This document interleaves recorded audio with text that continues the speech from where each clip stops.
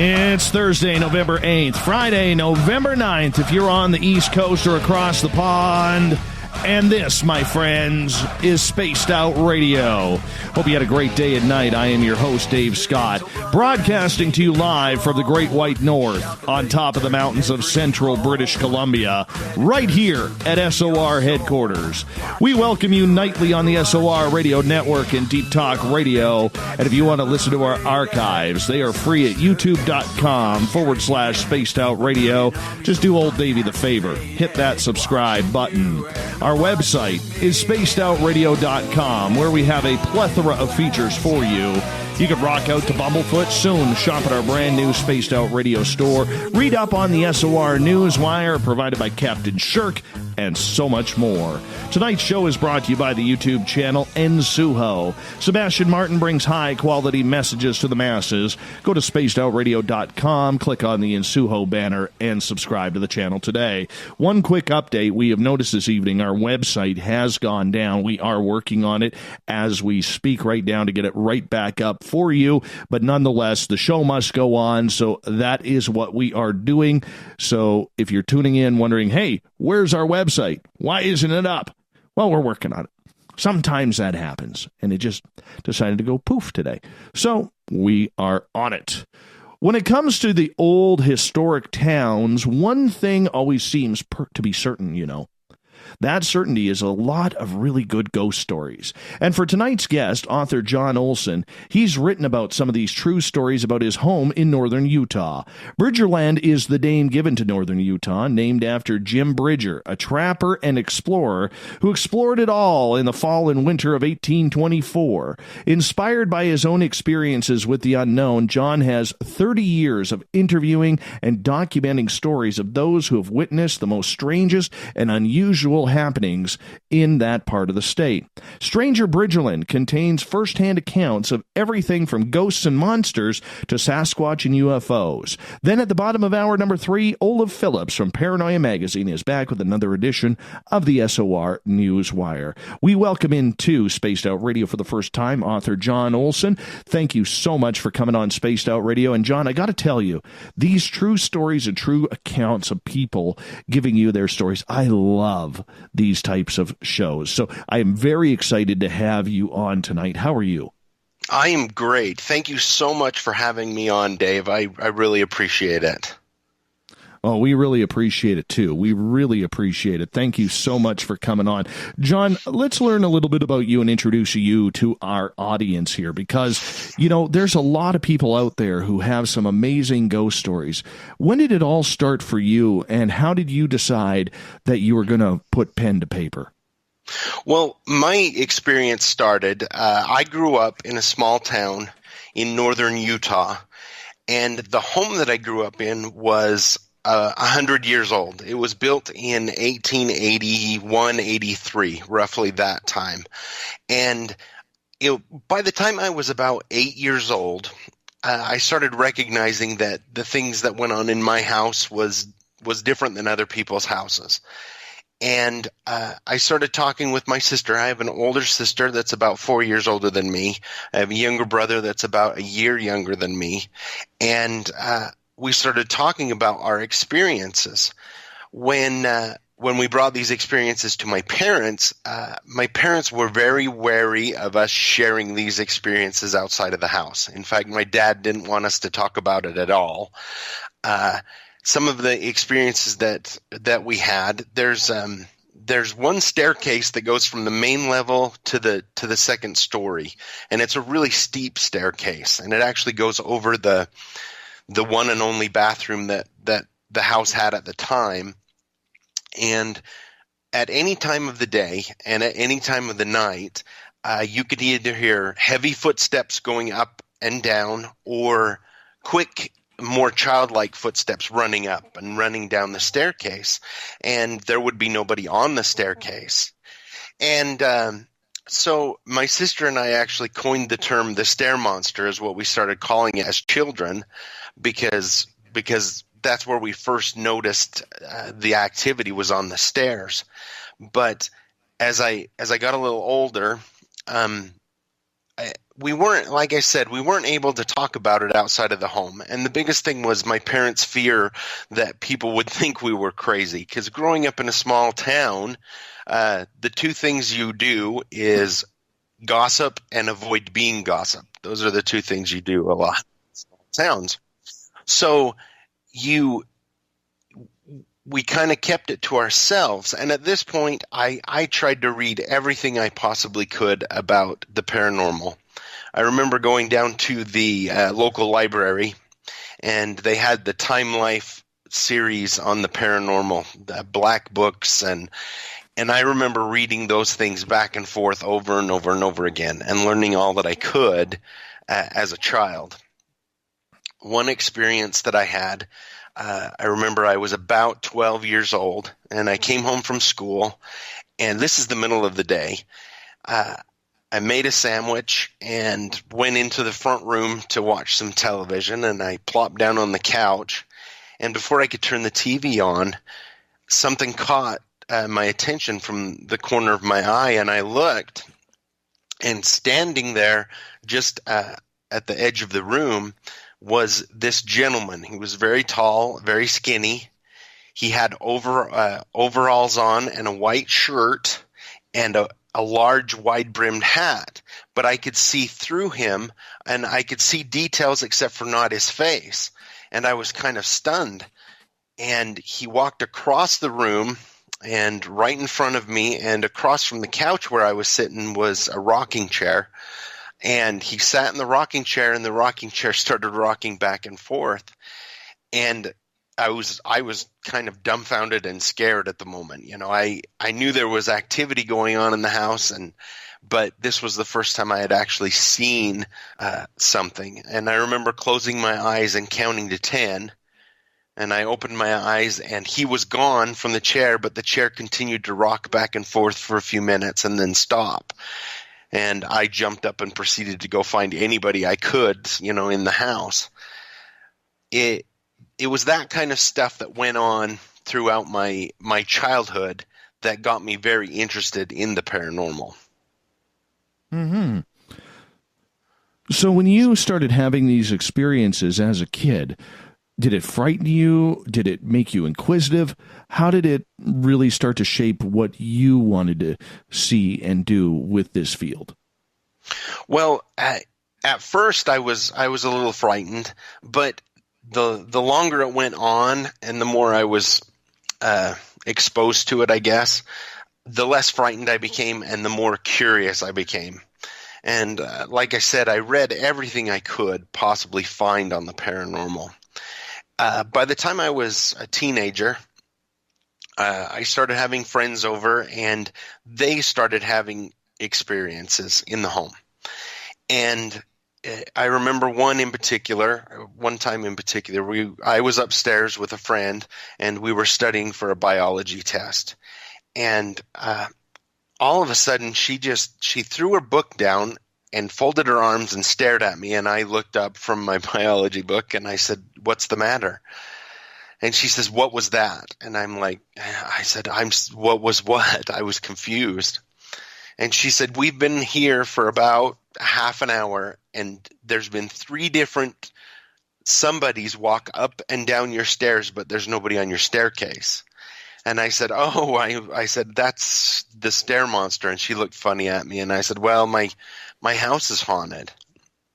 And I explained the story and everything that had gone on, and it wasn't long after that, between her and some other friends who had experiences, that whenever I went to a party or I went on dates or went out, inevitably one of my friends would say, "Hey, you know, John's house is haunted. He needs to tell us some stories." And so I started sharing my stories in those experiences. And it wasn't long before people started coming to me and wanting to share their experiences. So by the time I was 17, I was interviewing people and writing down their stories and documenting them. And even back then, I knew I eventually wanted to write at least one book, because a lot of these stories were just so amazing. And I think there was a lot – the fact that I was sharing my stories and doing it kind of openly. And especially back then when it wasn't really, it was a little bit more taboo, I guess, people felt comfortable coming to me and sharing their stories. And a lot of them gave me permission to put their stories in the book. Some people refused to give permission, so I still have the stories, but I haven't been able to put them in the books. And a lot of people said, yeah, you can use my story, but please change my name. But that's one of the things that I found in interviewing people and writing these books and talking about it is there is so many people out there who have their own stories, and once they feel comfortable and know they're not alone, they feel comfortable sharing their stories with me.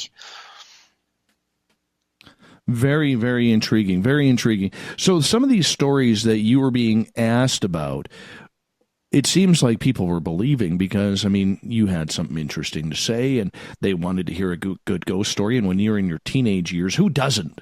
When you're out with your buddies, sitting around cruising or at a restaurant or having a campfire somewhere, those are the stories that everybody wants to hear. But when you look at it and you look at the history of northern Utah, were a lot of people having those experiences, John? Was this a well-known area that everybody knew it was haunted, but everybody just kept it quiet? Because in my town in British Columbia, I live in an area where there's only 1,000 people. And everybody knows this area is totally haunted, but nobody really talks about it, except this guy. Right. And it's interesting, too, because as I get to know people, and the more I get to know about the area that I grew up in, I mean, I've lived in northern Utah my whole life. It's just amazing to me how active it is, not only with ghosts and hauntings, but also, Bigfoot stories, cryptids, and just all kinds of UFOs.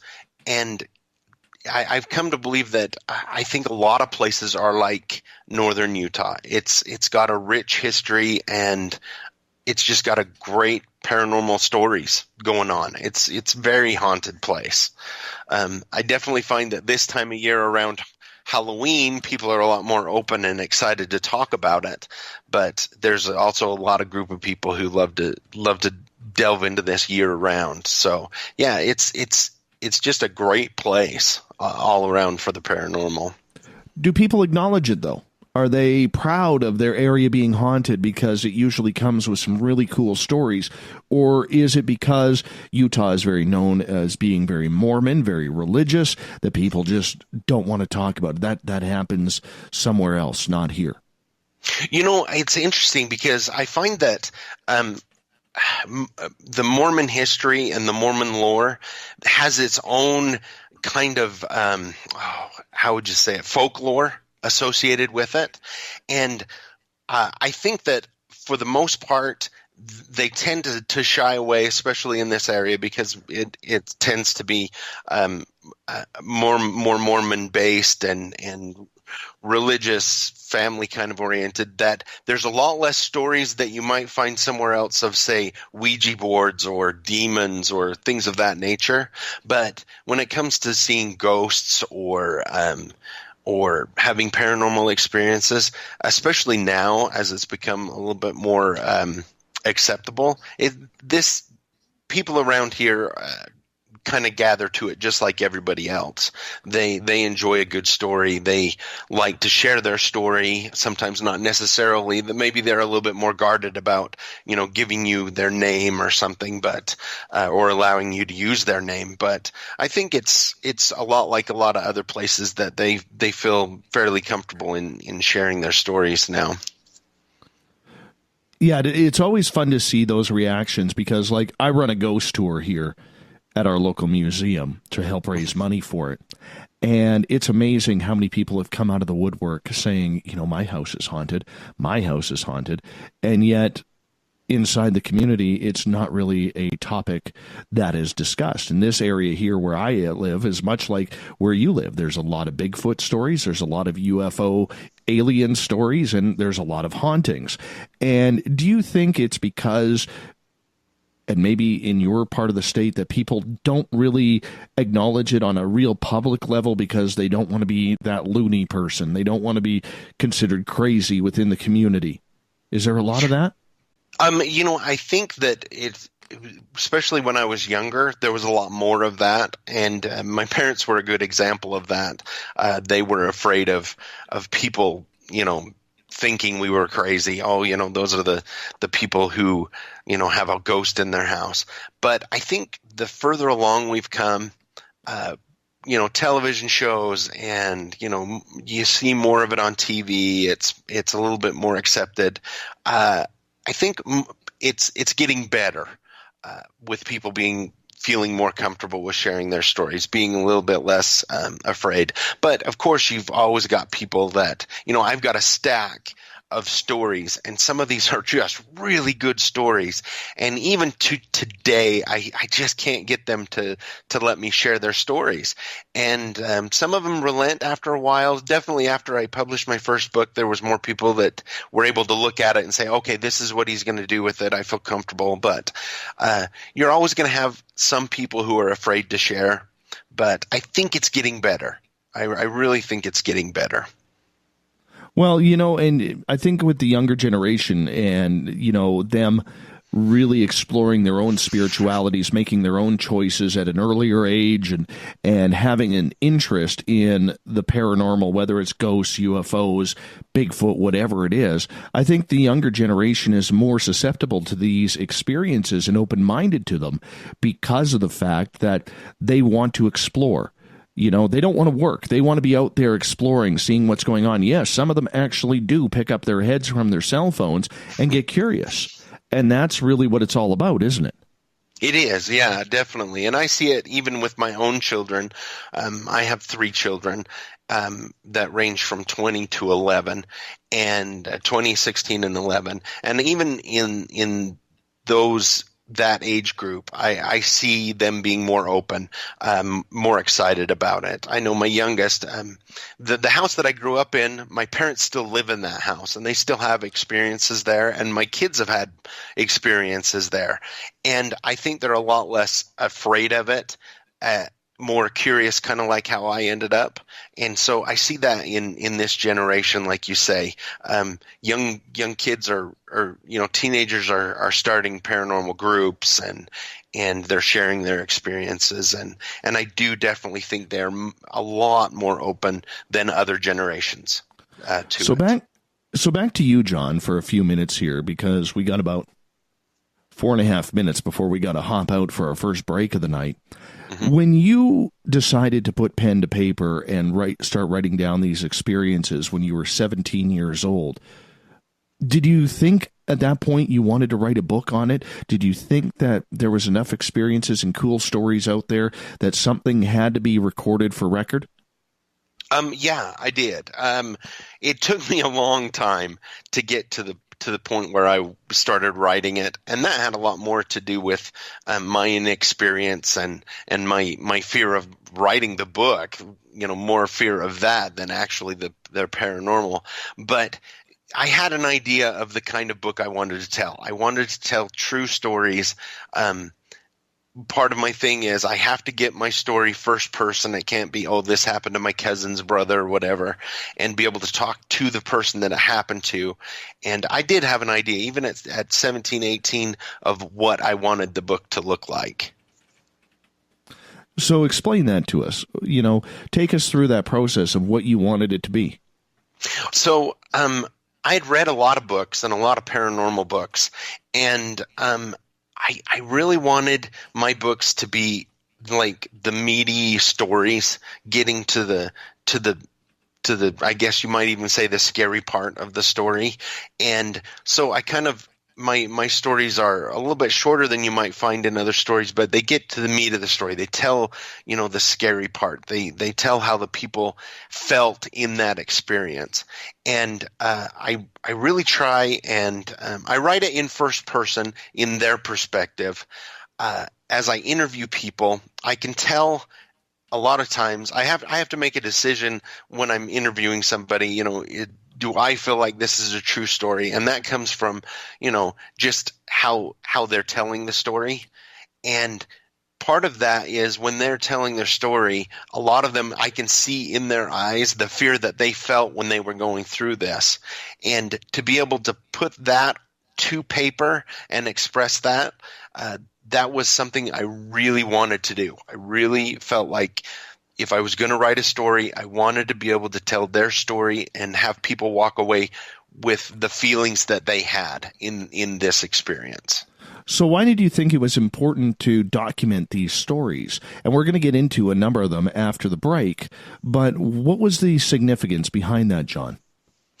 Just with me growing up in a house that was haunted, me having experiences that I wasn't able to share with people, the biggest thing is I wanted people to feel comfortable with their own experiences and to be able to share them so that they knew they weren't alone, because it was amazing how many people I would meet and then they were just relieved that they weren't alone in their experiences.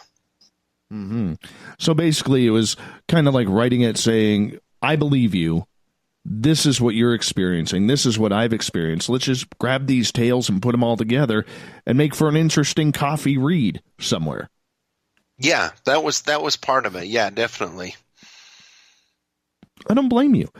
And it's got to be fun because you get to see a little bit of a different part of history of the state, don't you? Yeah, it's really amazing, especially when I interview somebody and then I get to go back and do some research on the area or the house, or to kind of find a backstory and maybe connect.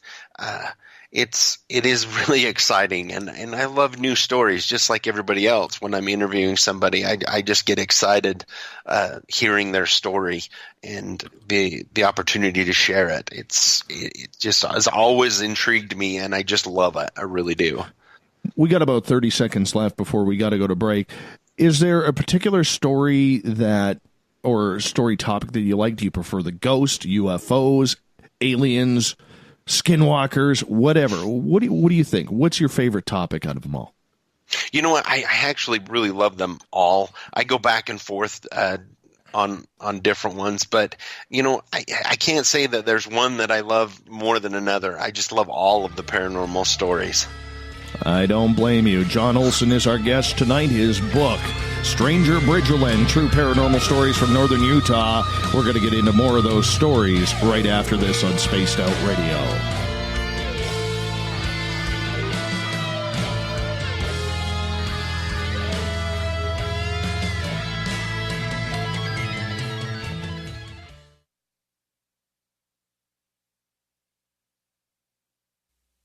You're listening to Spaced Out Radio Live with Dave Scott on the Deep Talk Radio Network.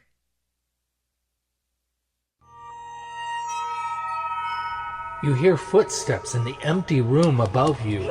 A rocking chair begins rocking by itself. Don't be afraid of the things that go bump in the night. Reach for Spirit Storybox, the iPhone app the Huffington Post UK called the only ghost hunting app you will ever need. Spirit Storybox. The spirits are telling their stories. Are you listening?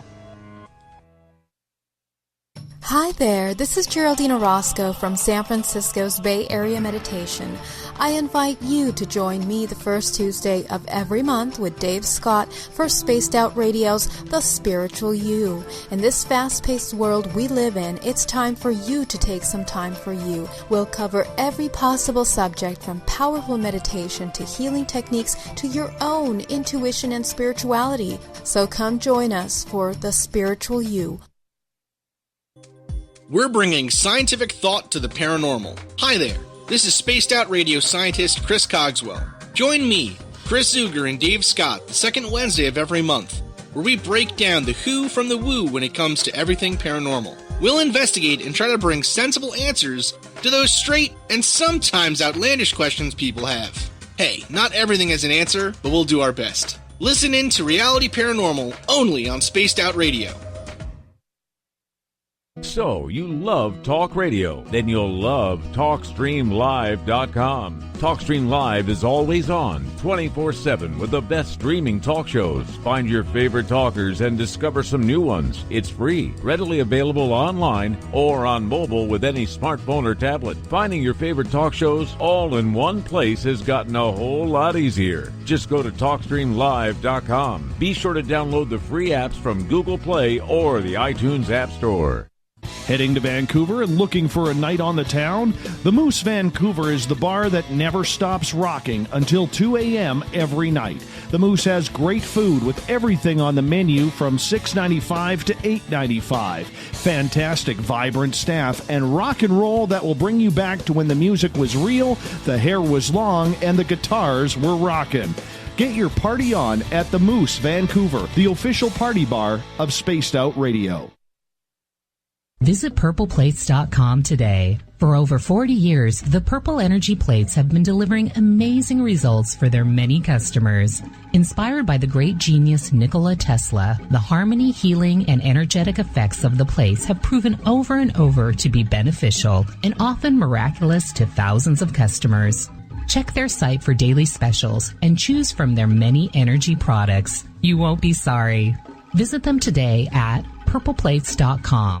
Coming soon to our website, spacedoutradio.com, is the SOR Space Travelers Club. For just $5 a month, you can get into a private area on our site where you can hang with other listeners in our chat room, post in our forum, and check out a bunch of exclusive content and store that won't be found anywhere else, including a nightly after-show party with Dave. It's going to be the best $5 a month you're going to spend. The SOR Space Travelers, only at spacedoutradio.com. Did you know Spaced Out Radio runs 7 days a week? Hi there, this is Tessa Nicole Thomas, and I'm here to take you on a paranormal journey each Saturday and Sunday night. Why change the station when you have it all right here? Together, we'll hang out and share some strange and scary stories. And don't forget, we have Psychic Sundays as well, so come tune in Spaced Out Weekend. We get going at 9 p.m. Pacific, midnight Eastern, only at spacedoutradio.com, where we own the night. Hello, this is your guitar man, Ron Bumblefoot Thal, and I have to tell you, I love the response I get for Little Brother is Watching from Spaced Out Radio fans. It's amazing how music can inspire and make people think deeper about what's going on in the supernatural world. You can head over to my website, bumblefoot.com, to check out my music, my guitar workshops, my touring, even check out some of the hot sauces that I'm working on.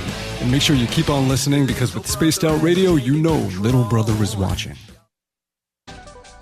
Are you tired of being blocked, shadow banned, or placed in jail for simply posting your thoughts on social media? Social Media Freedom can take care of that for you. Social Media Freedom is the newest and one of the best free new apps that allows you the freedom to post what you want, when you want. It takes seconds to download from your app store. Come join the tribe at Social Media Freedom. It's time to set yourself free. Looking for a place to advertise at a very reasonable cost? Look no further than Spaced Out Radio. SpacedOutRadio.com has an advertising tab that you can click to check out our daily, weekly, and monthly packages to play on the radio, or our website including social media. From commercial spots to banners, we have it all. Check out our competitive pricing today. A timepiece is a reflection of who you are, and what better way to show off the real you than with an Escape watch? Escape is a lifestyle brand accessorizing your days and nights. Choose to escape and create the life of discovery that you deserve.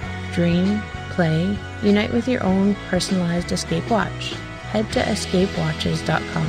There is no time like the present to enjoy your escape. Use promo code SMF2017 for your 20% discount today. Are you intrigued by Paranormal Talk Radio? You'll love the new Paranormal Radio app from TalkStream Live. You'll find a great selection of talk shows covering UFOs, ghosts, strange phenomena, and much more. Download the Paranormal Radio app now and start listening to the very best in paranormal talk entertainment, including the network you're listening to right now, the Paranormal Radio app, free in Google Play and the iOS App Store. You know, it's hard being the bad man of ufology, but that's just the way that I like it.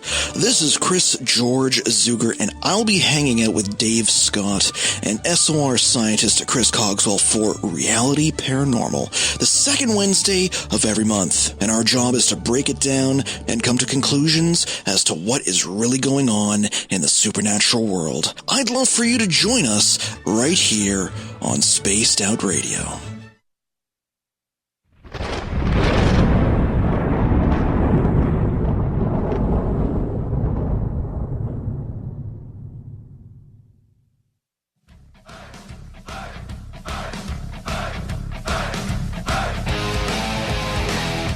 Welcome back to the second half hour of Spaced Out Radio. Tonight, I am your host, Dave Scott. We are talking with author John Olsen tonight. Stanger Bridgerland is the topic as we head to the mountains of Utah. John, welcome back to the show. Thank you so much for being here with us. Thank you for having me.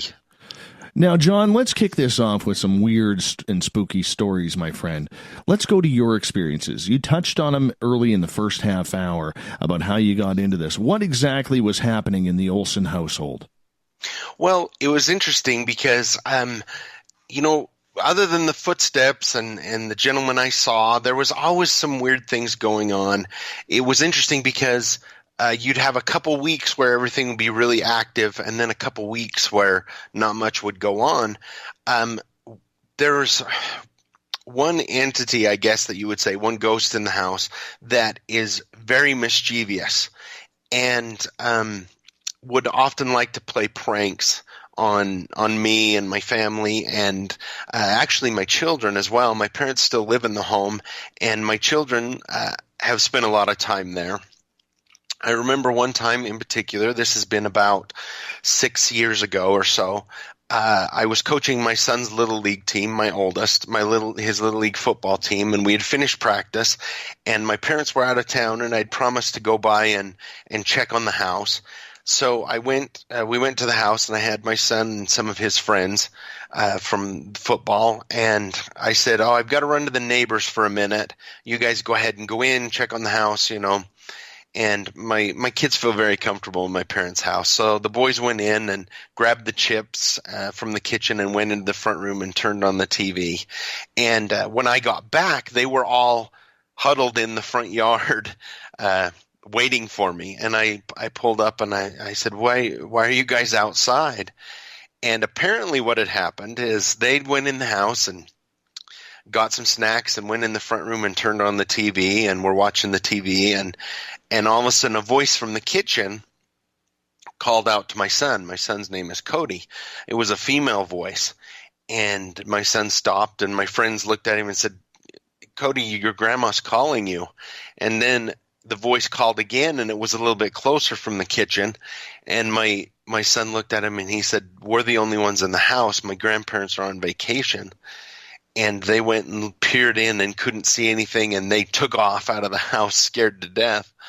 And so I went in and checked the house, and of course there was nothing in the house. Nobody had been in the house, but it was very reminiscent of me growing up. There were times when I would hear my mother call me from the kitchen, and I would get up and go in the kitchen, and my mother wouldn't be there, and I'd have to go around and hunt her down and ask her what she wanted, and she'd say, I didn't call you, you know, what are you talking about? So there were times like that when there was disembodied voices, and they actually would mimic my mother's voice or my dad's voice and call you to another room, and there wouldn't be anybody there. That happened quite a bit to me growing up there, and also to my son in the house as well. Wow.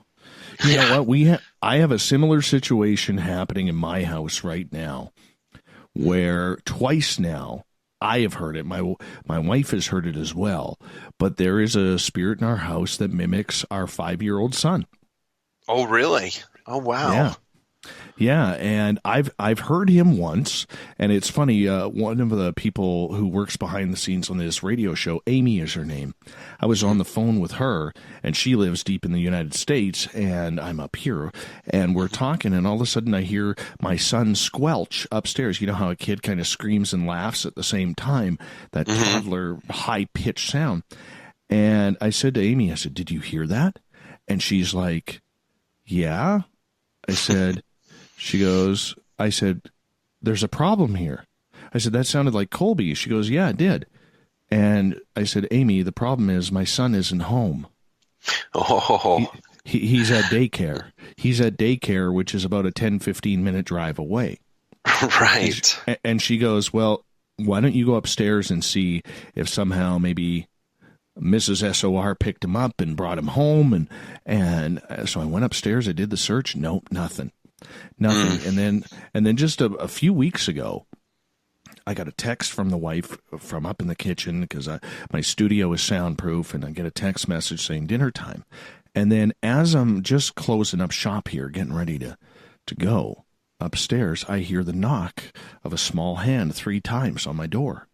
And I go open the door because I'm getting up anyways to go up for dinner, and there's nobody there. So I walk upstairs, and I'm like, has the boy been up here the entire time? And they're like, yeah. I'm like, where was he 90 seconds ago? On the couch. I said, are you sure? Because I just heard him knocking at my door. So, yeah, I know exactly what that mimicking is like. It is eerie. It is scary. And, I think it's easier for people who've never experienced it, and I'm sure you'll agree, John. It's easy to see a ghost, but would you have one that's kind of mimicking a family member? That's where it gets weird, doesn't it? Yeah, it does. It gets really weird. The other thing too that they will do is you'll be in the front room and you'll hear the back door open and somebody yell, hello, and you'll call back and nothing, and go in and the door is still shut or locked and nobody's come in through the back door. And so, yeah, I definitely completely understand that mimicry, and it's almost like a joke to him that, oh, I got them to get up and come into the kitchen or whatever it is, can be very creepy when that happens to you. Definitely. So when you look at that situation where that mimicking is happening, has it ever been violent towards you? Has it ever been revengeful, spiteful, or just a trickster? Or is it just kind of the mimicking that's going on? Nothing ever evil, nothing bad like that has happened. The worst it's been is just the trickster kind of things. The mimicry. A couple of years ago, my dad had his knee replaced, and he had to stay in his recliner in the front room, and he found that its favorite thing to do to him was he would be laying in his recliner at night, and my mother had gone to bed, and he would almost be asleep. And I don't know, the sound of when somebody puts 2 fingers in their mouth and does the really loud cattle call whistle? They would do that right behind him, behind the chair, and then there would be almost a childlike laugh and hear the footsteps run off just as he was about to go to sleep, kind of wake him up. And though that's really creepy, it was more of a trickster kind of, teasing kind of a thing that happened to him. So as for evil, no, we've never felt anything evil in it.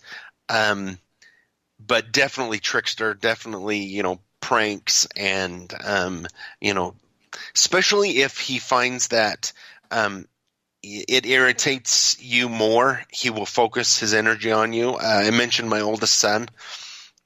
A couple years ago, he really likes to bother my oldest son because he knows it can get to him. And a couple years ago, my mother had this snowman, and it was a big fabric snowman. It was about 4 feet tall, and it had a heavy sandbag base. And she would always put it in the front room during Christmas time. And it had a tendency to move around in the front room, and when nobody was around. And my oldest son really didn't like it, and he was very vocal about the fact that he didn't like the snowman. Well, in the summertime, it would go in the basement with just some of the stuff that was in the basement. And one one Saturday, my oldest was over and doing some chores for Grandpa, and one of the things Grandpa had him do was painting this little tiny hallway that went into the basement where the stuff is, including the snowman. My son had his headphones and he's painting away, and he just started getting this really creepy feeling. And so he peeks into the basement, and the snowman is in the corner, but it's turned and facing him. And he really didn't like the snowman. So he went in and muscled it around so it was facing the corner of the room. And he went back to painting, and he said he put his headphones on, and it went about 10 minutes. And he started getting this creepy feeling again. So he leans over and just sticks his head into the room. And not only had the snowman turned around, but it was about halfway through the room towards him, about the middle of the room. And he kind of put down the paintbrush and went upstairs and told Grandpa he was not doing another thing until that snowman was out of the house. And so it went out on the porch and sat on the porch for a couple of years until my mother got rid of it. But yeah, no kidding. I got to ask, man, with all this stuff going on, why didn't your parents move? It's real simple. You got ghosts in the house that are moving snowmen, much like, something weird and creepy like that. Poltergeist activity. Why don't you move? It's interesting. I've had a lot of people ask me that, and their other thing is too, why didn't you, get the house cleansed and push them out? And it's kind of interesting when you grow up in that situation and nothing really evil happens, but we kind of find it interesting and this is what I always explain. I said it's just somebody who's passed away. Oddly enough, this is the interesting thing about that. Let me just step back a little. When my grandmother passed away, and she lived about a block away, the house that my parents bought had been in my family in distant uncles since the 20s. And when my grandma passed away, we were packing up some of her stuff, and I was going through an old photo album. And I turned the page, and I almost fell over, because right there is a picture of my house and this gentleman standing there, and he has overalls and a white shirt, and he's tall and skinny and a wide brim hat. And I realized that was the gentleman that I saw in the house. And it was a distant uncle who had owned it in the 20s and had passed away there. And so I kind of tell people that, it was their house at one point. They've decided to stay there. As long as it's not, evil and mischievous and too mischievous, I guess you should say, we kind of left it alone and just kind of lived with it. And I know that sounds really strange, but yeah, we've kind of left it alone. Utah is a very, very strange state.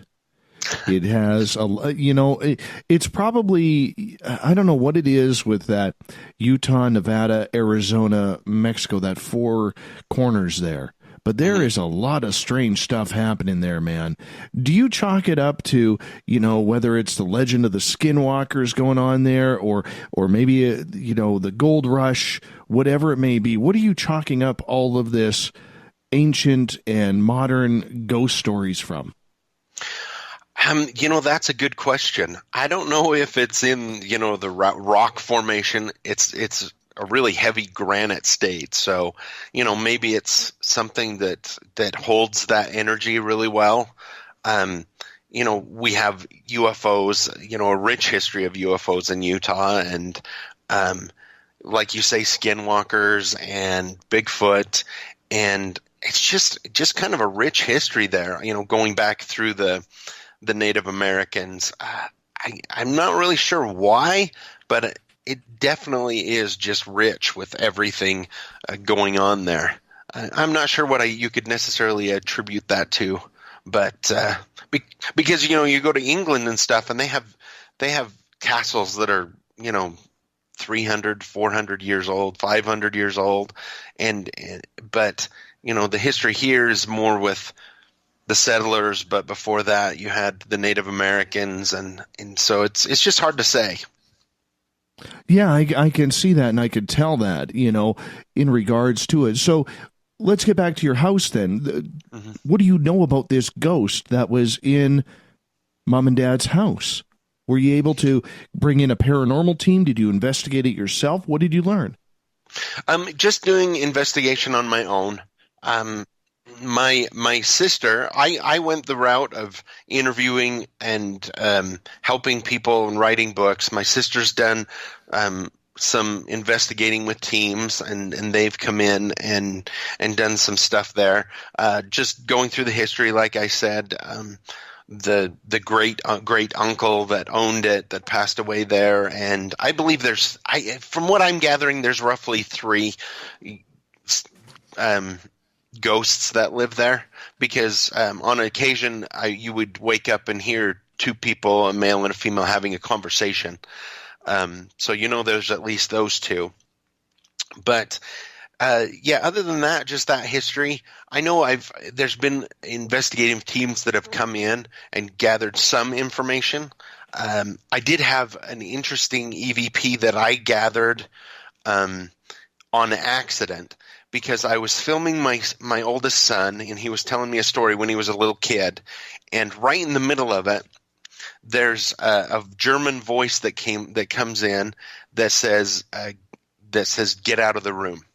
And at first I didn't understand it, and I had to look it up, and it was in German, which I had no idea why it would be in German. But so there has been some stuff gathered in the house. But yeah, for the most part, it's just been me gathering the history and understanding who's there, and of course the stories. One of my favorite stories, I guess you could say, and I've had a lot of experiences, but the ones where I'm actually with somebody else and we can pinpoint it together. I remember when my oldest son was first born, I went over to my parents' house to visit, and my mother was the only one home, and she was really excited because she dug out some of the old baby stuff to show me, and it was in the front room, and there was some toys and this and that, and she had an old baby swing, and I don't know if you remember these or not, but you put the baby in it, and then you wound it up and gave the baby a push, and it would go swish, click with the baby in it. And she'd showed me all this stuff, and we went into the kitchen and was talking, and after a few minutes I heard something, and I said, "Can you hear that?" And we stopped, and we could hear swish, click, swish, click, swish, click. And so we walked into the front room, and here's this baby swing, and it's just going back and forth like really hard. And I said, I wonder if I wound that up. And just as I said that, it stopped midair, like a hand had grabbed it. It was in the backswing, just like a hand had grabbed it. And then it slowly went down like the hand had pushed it, just lowered it. And then it gave a little shudder, almost as if a hand had let go of it. And we kind of looked at each other and were kind of amazed. And so I even did some tests where I wound it up and tried to push it. And unless you have the weight of a baby in it, it won't go. It wouldn't go at all, except for maybe once or twice. And this was just going to town back and forth. And so that was definitely – and what's interesting is a lot of these things that happen, including this, is in the middle of the day. It's not even at night, when some of these strange occurrences have happened. Interesting. Very interesting. So you think this ghost, as we got about 2.5 minutes left before we got to go to break, this ghost in your parents' house, or these ghosts, you think they're all kind of teaming up to maybe one-up each other to see who can bug the hell out of who the most? It definitely could be. It could be. Or it could be just one of the 3 or one of the ones that are in there who's the mischievous one. And, I don't know if the running up and down the stairs, that seems more to me like a residual kind of a haunt. Not necessarily intelligent, but there is definitely intelligent haunts there. So it's hard to say. But they definitely do like to ramp it up sometimes. Definitely, and depending upon who it is, when they know they can get to them, they work a little harder. How have your parents been with this? When I was younger, they definitely didn't want to talk about it. But now they're much more open to it. They're willing to share their stories of when I was a kid, and they wouldn't share those stories with us. And my dad will call me and, you got to hear, I got to tell you what happened yesterday. And he'll share a strange experience he had in the house. So they're much more open to it. And, I went to them before I wrote the books to make sure they were okay with it. And they've been very okay with it. It's kind of nice that they've been so open. They definitely don't want the address out there or anything like that, but they're not afraid of what people would think now. No, I understand that, but were they believers in the paranormal before this, or was this something that caught them off guard and they've kind of been forced to believe? I think when they originally bought the house, which was in the early 60s, I don't think they had much experience with the paranormal, but it didn't take them long after purchasing the house and moving in to realize that there was something there. It took my dad a lot longer to finally say, okay, yeah, yes, there's something here. But yeah, I don't think they had much experience before, but definitely after they bought this house. Oh, that's kind of weird. Yeah. Coming up after a break, and we're going to just get you to hold on here for a couple of minutes here, because we got to go to a break at the top of the hour here. But when we come back, I want to get into more ghost stories with you, because this sounds very interesting. But I'm surprised, not really surprised, but I'm interested that you branched out into other stories as well, from strange lights in the skies to Bigfoot in the forest to other weird coincidences that just seem to be happening all around. And I think that's great that you were able to kind of mesh all of the different types of happenstances in your area. We're going to get into that more. Author John Olsen is our guest tonight. Stanger Bridgerland is the book you want to get. You can go to online at Amazon to find that. We'll be back with more right after this on Spaced Out Radio.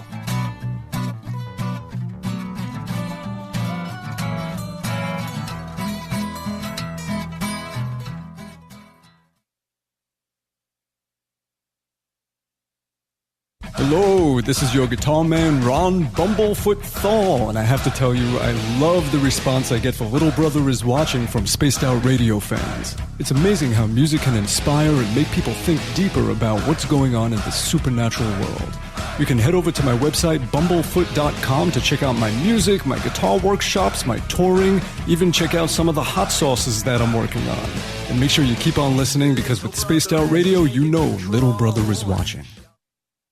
Heading to Vancouver and looking for a night on the town? The Moose Vancouver is the bar that never stops rocking until 2 a.m. every night. The Moose has great food with everything on the menu from $6.95 to $8.95. Fantastic, vibrant staff and rock and roll that will bring you back to when the music was real, the hair was long, and the guitars were rocking. Get your party on at the Moose Vancouver, the official party bar of Spaced Out Radio. You're listening to Spaced Out Radio Live with Dave Scott on the Deep Talk Radio Network. The freedom to post what you want, when you want. That's the social media freedom you need. Social Media Freedom is the free app in your app store. No need to worry about going to jail or being shadow banned any longer. It's the freedom to say what you feel. The freedom to know Big Brother isn't watching. It's the way social media is supposed to be. Social Media Freedom. It's time to set yourself free. Download from your app store today. Find your escape where time has no limits. It's about living today and cherishing the heritage of yesterday. A spirit of adventure for what is new, with the nostalgia of the past. Your timepiece is a reflection of who you are. Life surrounded by beauty from the world around us to the soul within. EscapeWatches.com. There is no time like the present to enjoy your escape. Use promo code SMF2017 for your 20% discount today. On the first Tuesday of every month, I encourage you to come along for a journey with me, Geraldine Orozco, on The Spiritual You. Together, we will take a look at how to access the highest expression of yourself and change your life. Consciousness, ET contact, health, and wellness, we can talk about it all. So come along for a spiritual ride with me, Geraldine Orozco, on The Spiritual You, only on Spaced Out Radio. Visit purpleplates.com today. For over 40 years, the Purple Energy Plates have been delivering amazing results for their many customers. Inspired by the great genius Nikola Tesla, the harmony, healing, and energetic effects of the plates have proven over and over to be beneficial and often miraculous to thousands of customers. Check their site for daily specials and choose from their many energy products. You won't be sorry. Visit them today at purpleplates.com. You know, it's hard being the bad man of ufology, but that's just the way that I like it. This is Chris George Zuger, and I'll be hanging out with Dave Scott and SOR scientist Chris Cogswell for Reality Paranormal, the second Wednesday of every month. And our job is to break it down and come to conclusions as to what is really going on in the supernatural world. I'd love for you to join us right here on Spaced Out Radio. Get your horns up with me on Spaced Out Radio. This is Ron Bumblefoot Thal. Come tune in to SOR where you can hear me rock out with Little Brother Is Watching, the official theme song of Spaced Out Radio. And then come on over to bumblefoot.com where you can find out about my tour schedule, my music, and everything else. Bumblefoot.com keeps you up to date on what I'm doing and the best way to stay in touch with my music and music camps. Sign up for my newsletter at bumblefoot.com and remember, Little Brother Is Watching. So, you love talk radio? Then you'll love TalkStreamLive.com. TalkStream Live is always on, 24/7, with the best streaming talk shows. Find your favorite talkers and discover some new ones. It's free, readily available online or on mobile with any smartphone or tablet. Finding your favorite talk shows all in one place has gotten a whole lot easier. Just go to TalkStreamLive.com. Be sure to download the free apps from Google Play or the iTunes App Store. You hear footsteps in the empty room above you. A rocking chair begins rocking by itself. Don't be afraid of the things that go bump in the night. Reach for Spirit Storybox, the iPhone app the Huffington Post UK called the only ghost hunting app you will ever need. Spirit Storybox. The spirits are telling their stories. Are you listening? The Call of the Wild is in Vancouver. The Moose Vancouver is one of the hottest bars and restaurants in the city. Open until 2 a.m. nightly, the Moose will rock you like a hurricane all night long. Great food with everything on the menu at $6.95 near the corner of Nelson and Granville. Get your horns up and come rock with us. The Moose Vancouver, the official rocking bar of Spaced Out Radio.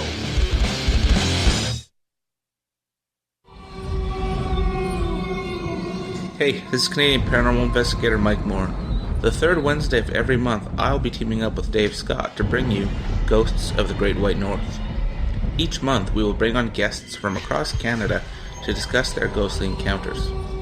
Canada is a paranormal hotbed with stories you've never heard, so we're going to bring them to you. So get comfy on your Chesterfield, grab a donut, and join us, eh?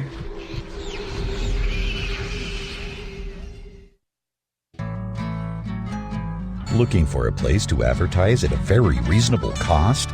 Look no further than Spaced Out Radio. SpacedOutRadio.com has an advertising tab that you can click to check out our daily, weekly, and monthly packages to play on the radio, or our website including social media. From commercial spots to banners, we have it all. Check out our competitive pricing today. We are getting ready to relaunch the SOR Space Travelers Club at spacedoutradio.com. For $5 a month, you can join us for a plethora of features found nowhere else. Hang out in a private chat room during the show and after party. You can check out some exclusive content and a store specifically for you, as well as a private listener forum where you can post your thoughts, stories, and pictures. The SOR Space Travelers Club, coming soon to spacedoutradio.com. Do you want to know what's really going on in your world? Do you have questions about who you can trust in the mainstream media? Then look no further than the Rebel Planet. Come get the straight answers right here at spacedoutradio.com. Join me, Jamie Sexton, creator of Rebel Planet News, as I fill you in on the stories behind the stories.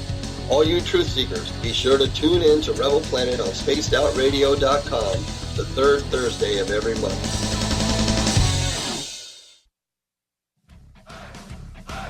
You're listening to Spaced Out Radio with Dave Scott. Follow Dave on Twitter at Spaced Out Radio and on Facebook, Spaced Out Radio Show. Welcome back to hour number 2 of Spaced Out Radio. Tonight, I am your host, Dave Scott. Thank you so much for being with us. Tomorrow night on the show, Richard Lenny joins us from the United Kingdom to talk about his UFO research. We get going at 9:06 Pacific Time, 12:06 a.m. Eastern at spacedoutradio.com. We welcome back everyone listening in on the SOR Radio Network and Deep Talk Radio. Don't forget, all of our archives are free at youtube.com/Spaced Out Radio. Do me a favor, hit that subscribe button. Bill Cardwell has set the password for tonight in the SOR Space Travelers Club.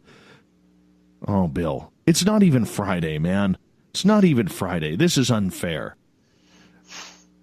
Oh, my God. I don't even know where to start with this one. Pneumoencephalographically? I don't even know. But that apparently seems to be the password for tonight, as Bill sets a password each and every night right here on the mighty SOR. That one's scary. That one's just scary, Bill.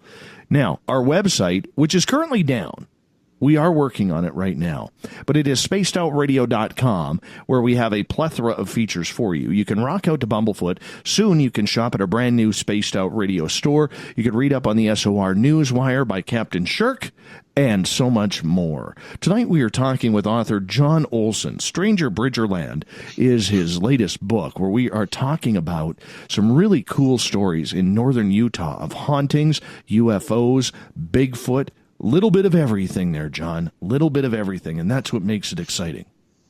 It is, yeah. I really love all the aspects of the paranormal, and I when I started interviewing people, I started getting UFO stories almost immediately. UFO stories and Bigfoot stories, and I never shied away from any of the genre.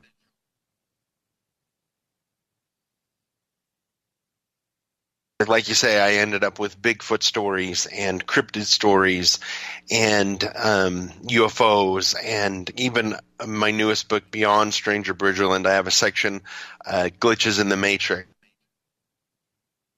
Right. Well, that sounds just fantastic. Now, let me ask you a question in regards to this, John, if you don't mind. Actually, I'm going to get to Joe's question in the chat room right now, because this is actually pretty cool. He is asking, John, do you have any stories about the not well-known Patsy's Mine in Farmington, Utah, or Creepy K's Cross in Kaysville? Joe says he's been to both and personally found the mine to be very haunted. I've heard stories about that. I don't have any of those stories in my book, but I had heard stories about both of those locations. Like I've mentioned before, in order to go into my book, it needs to be first person. I need to talk to the person. So I'm still trying to hunt down a few people who have had personal experiences there. I have heard several different stories from people just secondhand.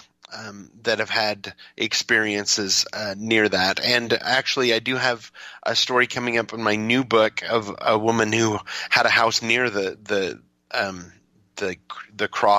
crossing one. But yeah, those are very well-known haunted places in northern Utah. Wow. Very cool. Very cool. Let's get to some of the ghost stories that you have been able to research in Stanger Bridgerland, the true paranormal stories from northern Utah. I mean, what makes this weird? Tell us a couple of creepy stories, if you don't mind. Yeah, no problem. Excuse me. I interviewed this gentleman that came to me he was actually a friend of a friend who somebody had told him that I was collecting stories and interviewing people, and he came to me with the story of him and his brother were deer hunting. This was in the late 70s, and they'd been hunting for several days, and they'd gone to a place, it's called Scare Canyon. And it's interesting because I find that that some of these places in the wilderness have names like Scare Canyon or Devil's Gate, and nobody can remember why they have those names, but there's got to be a reason that they've been given these names, and maybe it's connected to this story. But so him and his brother were this canyon called Scare Canyon, and I actually have hunted near this area several times. And it was getting later in the evening, and the sun was going down, and all of a sudden, him and his brother look at each other, and they can hear this crying sound. It sounded like a child crying coming from down in the trees down below them, just at the top of Scare Canyon. And so they both looked at each other and were confused because they hadn't seen anybody most of the day, and they definitely never seen any kids. So they kind of took off and made their way through the trees with his older brother in front. He was younger, about 16, and his brother was about 19, and he's following him through the trees. And they come to an opening, and there's a rock and some brush, and here's this little boy kind of sitting there, Indian style almost, and he's got his hands in his head in his hands, and he's crying. And they stood there and looked, and they noticed the boy was in old clothes.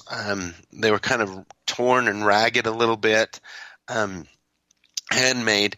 He had no shoes on. His feet were black from walking, and they asked him if he was okay, and he looked up at him.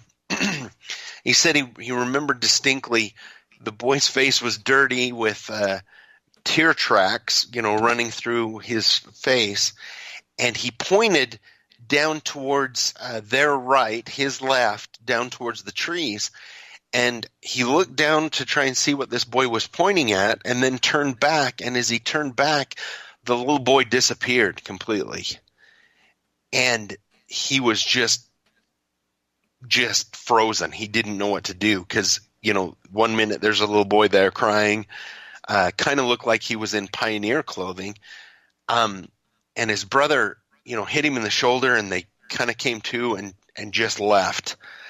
And he was trying to talk to his brother about it, and his brother refused to talk about it.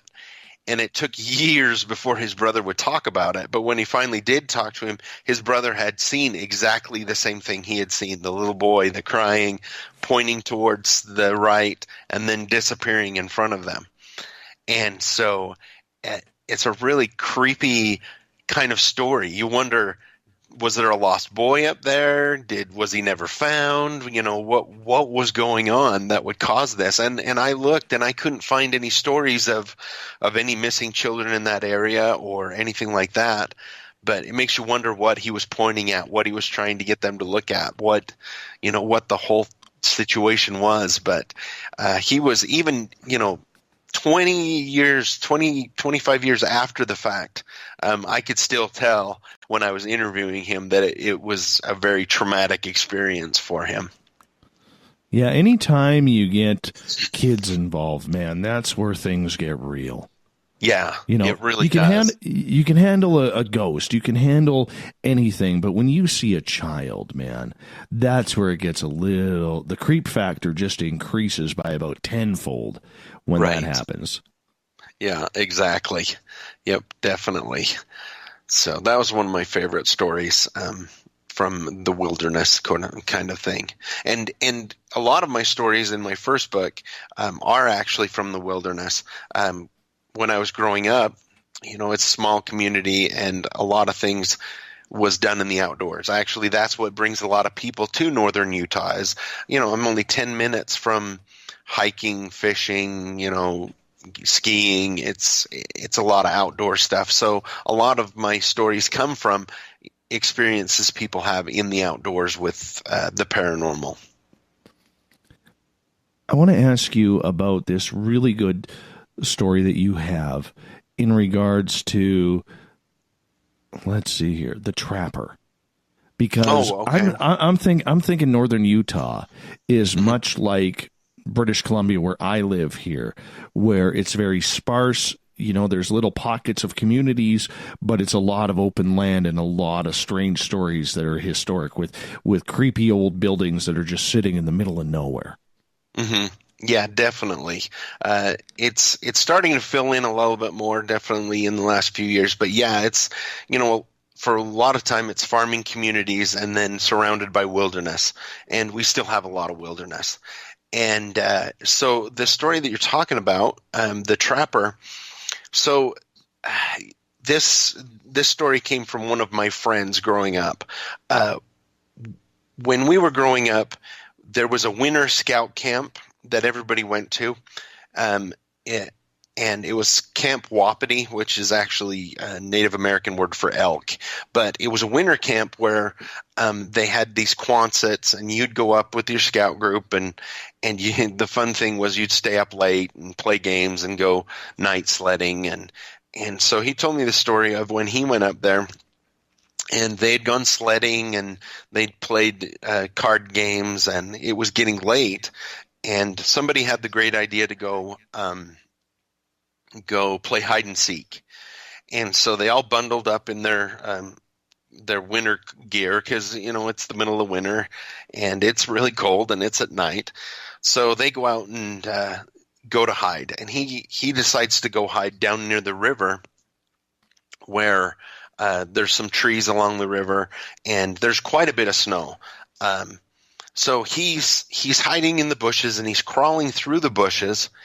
And it was if you've ever had the chance to be out in the winter when it's almost a full moon and there's a lot of snow, it's pretty light out there. And he was crawling through and looked across the river, and all of a sudden out of nowhere, here's this trapper standing there with his horse. And he had almost what you would think of the old-fashioned gear. He had a black powder rifle, hat with a feather on it. Looked like he was in his late 20s, scruffy beard, and he's standing there staring at the boy. He's got his horse there, and the boy's kind of confused because he knew what a trapper was, but he was kind of surprised to run across one out in the middle of the night in the wilderness. And as he looked at the trapper with his hand started signaling for him to go back, kept motioning for him to go back. And he was like looking at him, and he kept motioning for the kid, him to move back. And so he did. He started, inching his way back in towards the trees where he'd come from. And at one point, he was trying to keep an eye on the trapper. And at one point, he did have to look back because he was going into the brush. And when he looked back, he was completely gone. Horse was gone. The trapper was gone, everything. So he was very freaked out. Jumped up, ran back the way he came, across the bridge, over to the Quonsets. He only told one of his friends there. And they went to bed. The next morning he thought, well, I'm going to go see, where the tracks lead. So him and his friend, he talks his friend into going with him, and he goes over, and on the side where the trapper was, there are no tracks whatsoever in the snow. And he can't figure out what is going on. He's like, I know it was right here. And as he looks across, he realizes that where he was by the river, where he had crawled out of the bush, where he was hiding and was crawling towards the river, that there was what's called a cornice. That's where the snow drifts and then kind of hardens. and it had gone over the river. And if he had continued crawling in that direction, he would have gone through and into the river. And with it that cold and nobody around, he very easily could have died. And that whatever the reason, that trapper there had saved his life by telling him to go back, and basically scaring him off after, that he did not continue crawling over the cornice and breaking through into a deep part of the river in the middle of winter. So it was a ghost experience where he'd been saved by the ghost, which I found to be really an interesting story. That is really, really weird. And we've heard stories like that before where the paranormal actually comes into play to save someone. It's not all about the creep factor. Sometimes they're actually there to help. Right. Yep, exactly. Exactly. It's kind of amazing that way when it happens that way, when it's not just a scary situation, but it's a situation where somebody or something has saved you. It's a very, I don't know, a spiritual thing, I guess, for people to be in that situation. No kidding. No kidding. You're getting freaked out on one hand, but on the other hand, you are like totally thankful that ghost is like, turn back, go away, not safe. Right. Exactly. Yeah. It's almost like that hunting intuition that you have, or that fishing intuition where you're like, I don't think I should go fish on that rock. And the next thing you know, you watch some other fishermen go up there and they slip into the river or the lake and have their waders fill up. I mean, it's scary. I've seen it happen, Yeah. And you're thinking, damn, that could have been me. Or, as a hunter, you're like, well, I'm just going to go over that knoll, and then something tells you not to, and then you see like a giant moose or a grizzly bear there, ready to, attack or something along those lines. It's amazing how that happens. Yeah, definitely. Premonitions, can be very strong, and there's definitely times you need to listen when that speaks to you, and it's interesting because a lot of times that will happen, and you're like, well, that doesn't make any sense. Why wouldn't I? But then, if you follow it, you're in a lot better shape. Definitely. Yeah, no kidding, right? We're going to get into more ghost stories here coming up because you have some amazing stories. But I want to go into the woods here for a minute or two, because a lot of people, even including myself, we can only imagine what the mountains and the forests of Utah are like. We've seen pictures of them. We've seen the beautiful lakes. We've seen the snow-capped mountains. And it looks gorgeous. It really does. Reminds me a lot of British Columbia here. But for you living in that area, is there a lot of forest that just is creepy, the type of forest where you walk in 100 feet and you could be lost in no time? Is that what it's like? Well, it's actually really fairly steep mountains. There are definitely places where you can get lost, where it's thick forest and you walk in and it's easy to get turned around. There's been more than one weekend where I started hunting deer or elk, and I end up hunting a cousin because he got lost. And that's happened to me on several occasions. Growing up, we went as a family, and you're supposed to meet at noon, and somebody didn't show up. So now you spend the rest of the afternoon trying to find them. And it's just amazing to me that you can spend your whole life in the mountains, but there are places and people that I've interviewed who have gone into places where it's a normal day, everything is going great, and then you walk into a certain clearing and it just switches. It's like a feeling of dread and confusion and just this feeling of you're not supposed to be there, or something's there that doesn't want you there. So definitely some weird things going on at different places in the mountains. It's really kind of interesting to me, some of the places like that. Well, one of the things that always seems to happen in that forest area is the legend of Bigfoot, Sasquatch, as we call him up here in Canada. are there a lot of Bigfoot reports in that northern part in the mountains? There is, yeah. And it's amazing to me that, I interview people and they tell me stories, and then I go on the map to see where it is they're talking about. And there's a particular area up near me. It's called the Sinks area, Sinks and Beaver Mountain. And a lot of the people who have experiences, and they don't even realize that other people are having experiences in this area, seems to be a concentration area of people having experiences.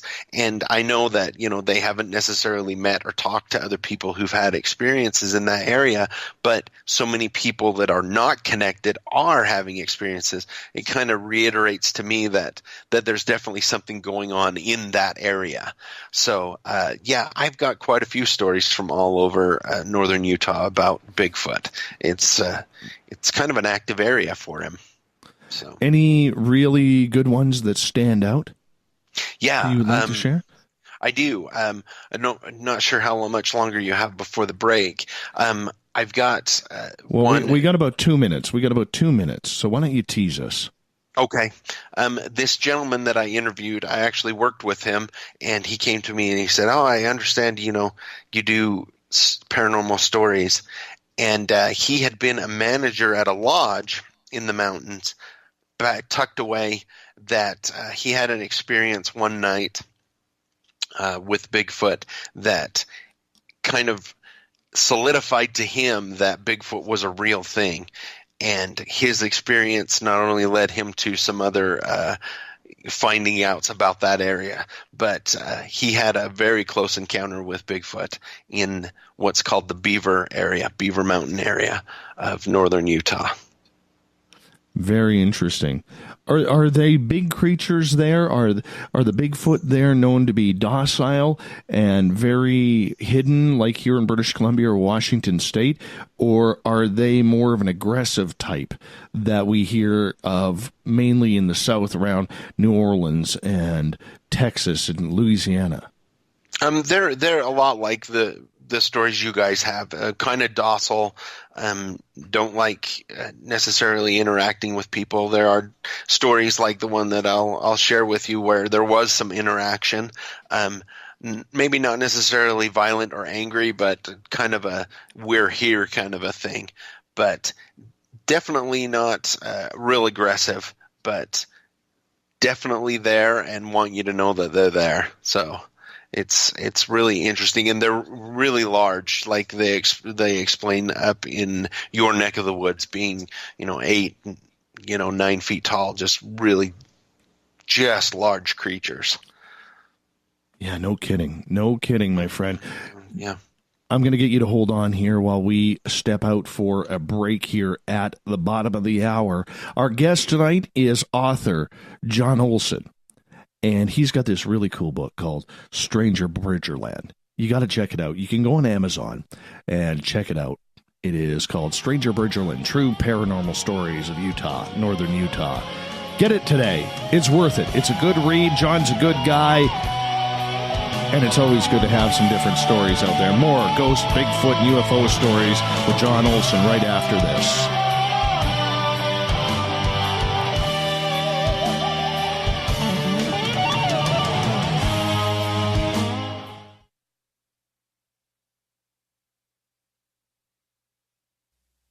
You're listening to Spaced Out Radio Live with Dave Scott on the Deep Talk Radio Network.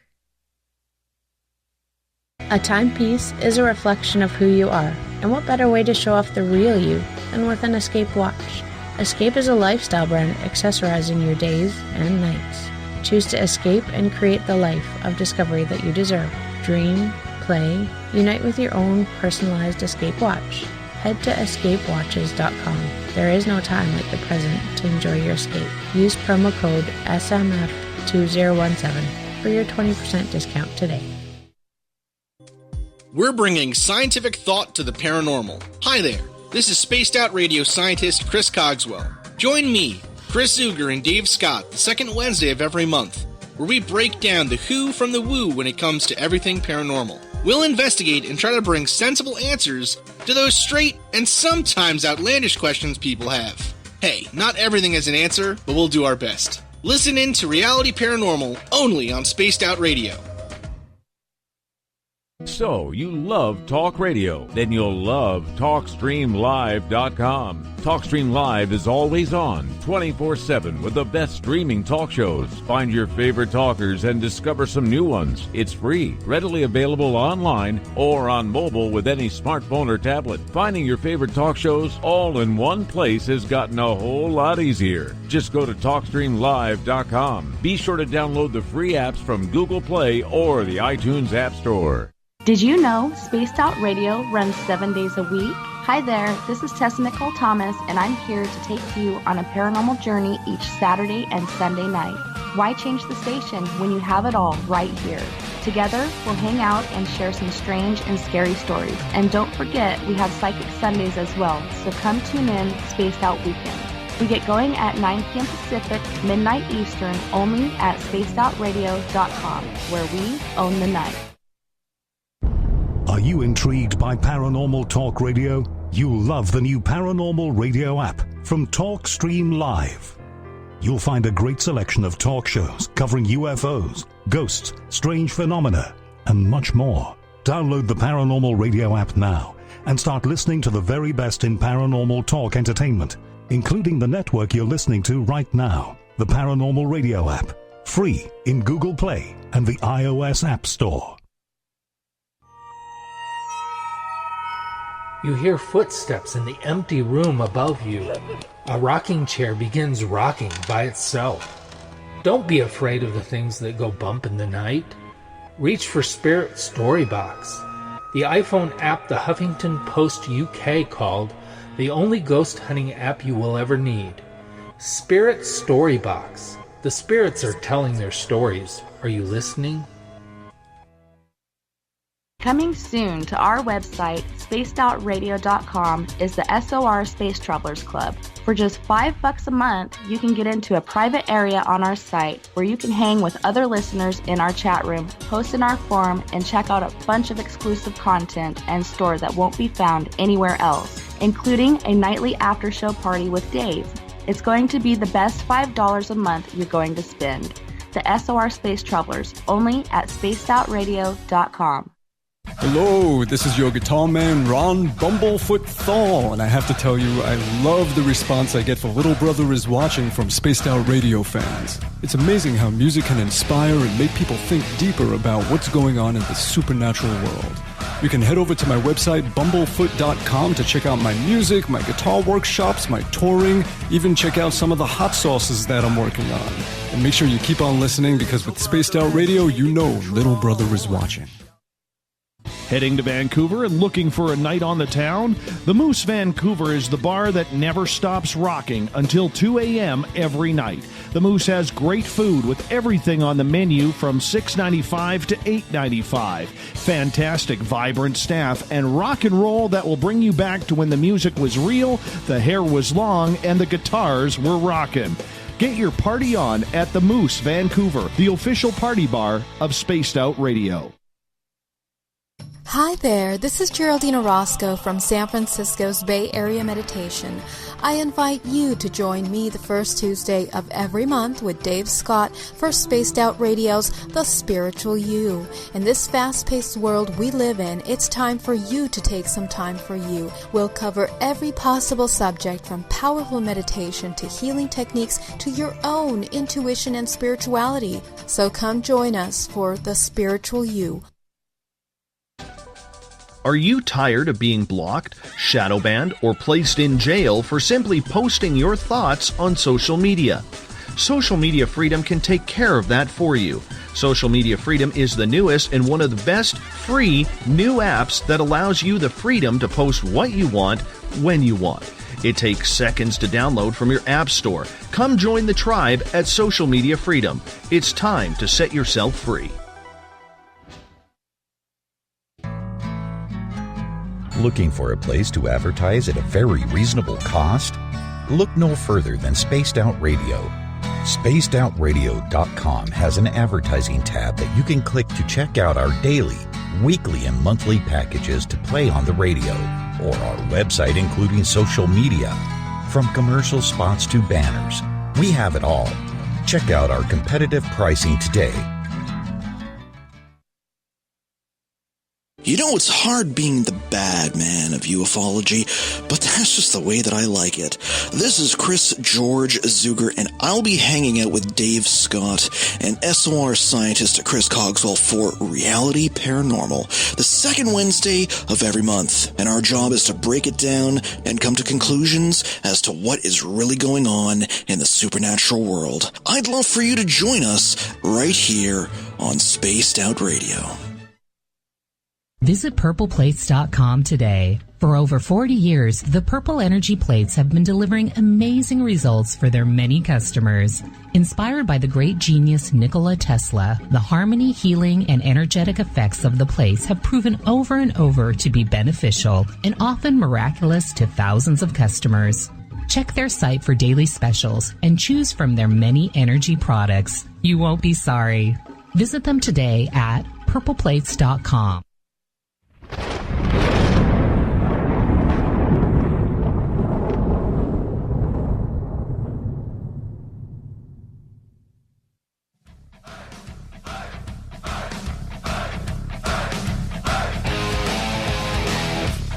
Welcome back to Spaced Out Radio. Tonight I am your host, Dave Scott. Thank you so much for being with us. Tonight we are talking with author John Olsen and his book, Stanger Bridgerland, about the weird, strange, ghostly paranormal stories of northern Utah. John, welcome back to the show. Thank you so much. Appreciate it. Right before the break, we were talking about Bigfoot. Now, this big docile creature that you have walking the steep mountains of northern Utah in the ranges there of the mountains, in the high peaks, the snow, the frosty lakes at this time of year. Let's make it look majestic. But how often are you getting reports on Sasquatch sightings? It varies. It wasn't very long ago, actually, the television show Finding Bigfoot came and did a episode here because there were so many people who said that they have seen him. So, if it's enough for them to look at it and come do an episode, there's a substantial amount in this area to bring them here. I've heard so many different stories. It's kind of amazing. That's one that's kind of I've got a soft spot for is Bigfoot, though I've never personally seen him. That's one that is on my bucket list. I would love to, and I've spent a lot of time in the mountains, and I've always keeping my head on a swivel to hopefully see him someday. But definitely, yeah, we got them around here too, and I have seen two. It was a few years ago. It was before I moved up here. A majestic, large creature. I didn't feel unsafe. I didn't feel unsafe, but I didn't feel like I was wanted in their area. And you just have to keep pressing and looking, and eventually, hopefully, you'll find one. Eventually, yeah. And that's just the way it is. Mm-hmm.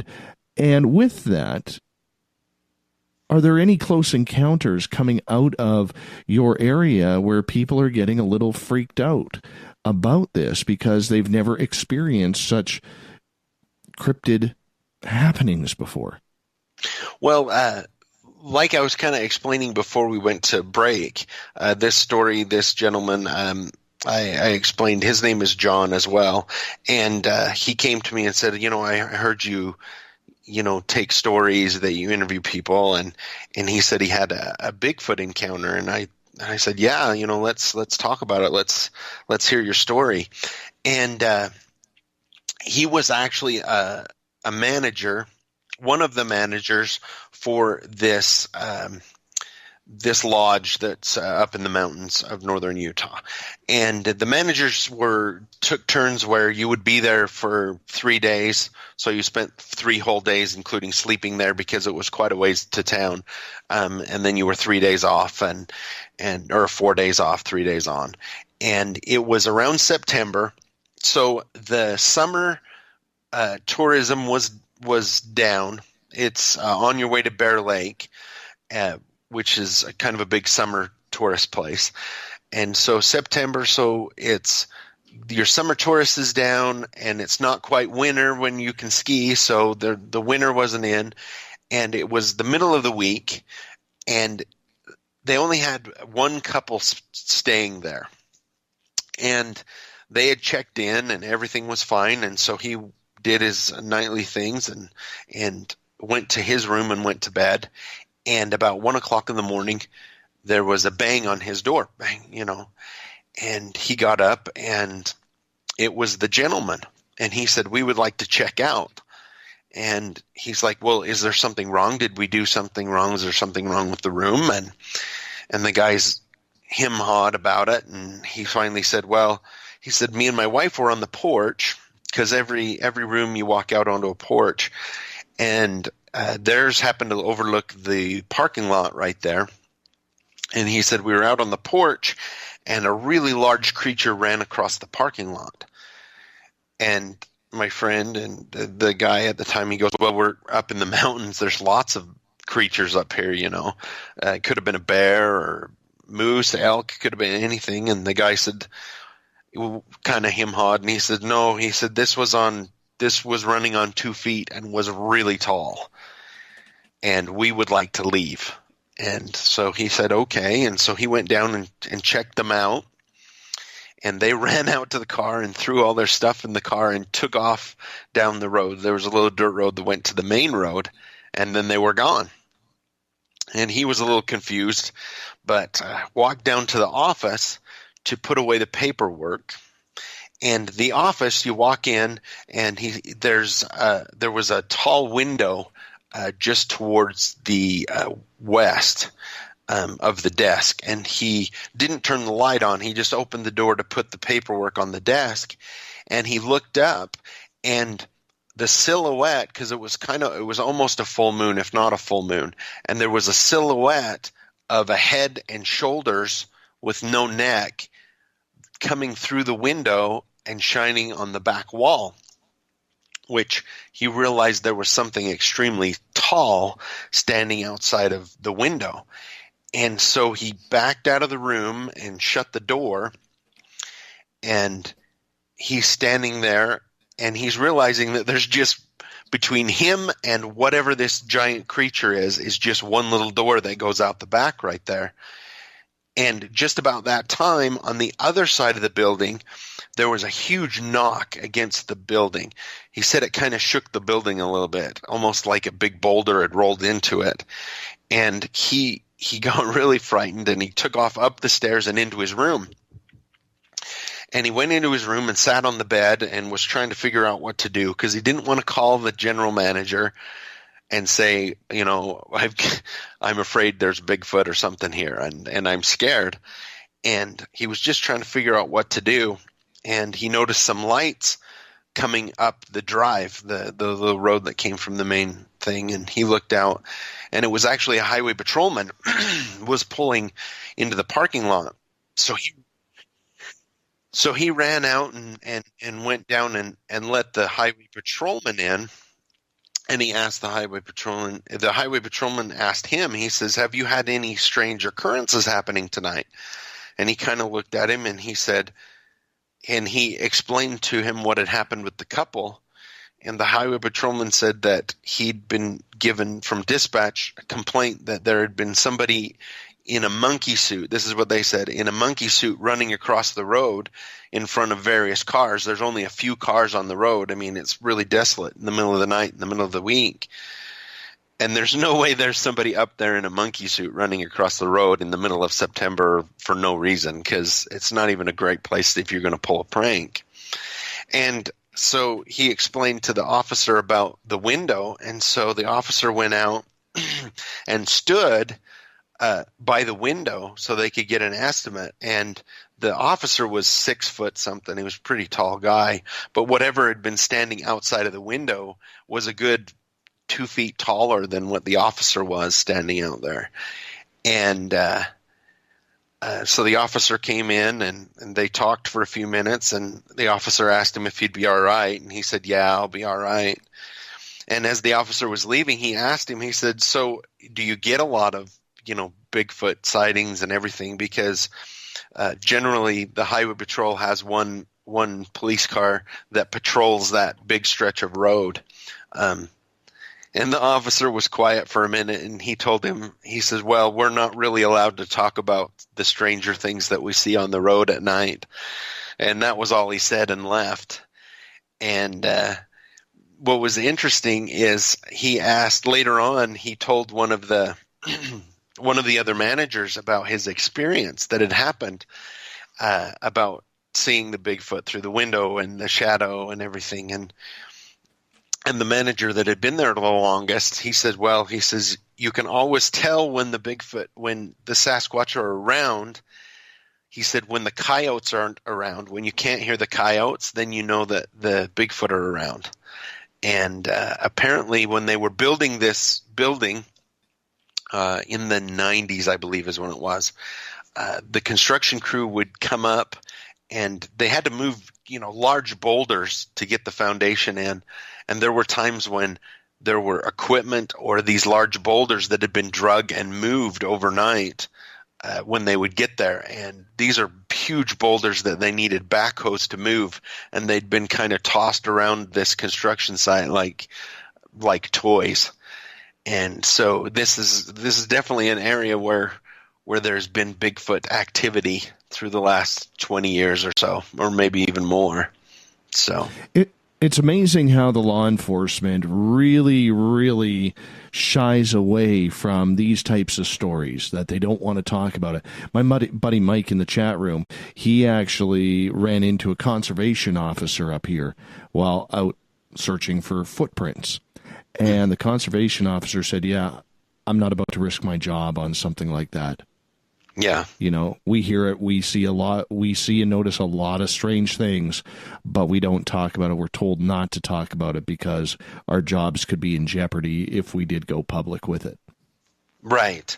Yeah, exactly. And when they spend so much time in the wilderness, or when they spend so much time out there, it's just, I imagine that they've just got tons and tons of stories of Sasquatch, Bigfoot, and all number of things that they've run into up there. I really think it's too bad that they're not allowed to talk about it.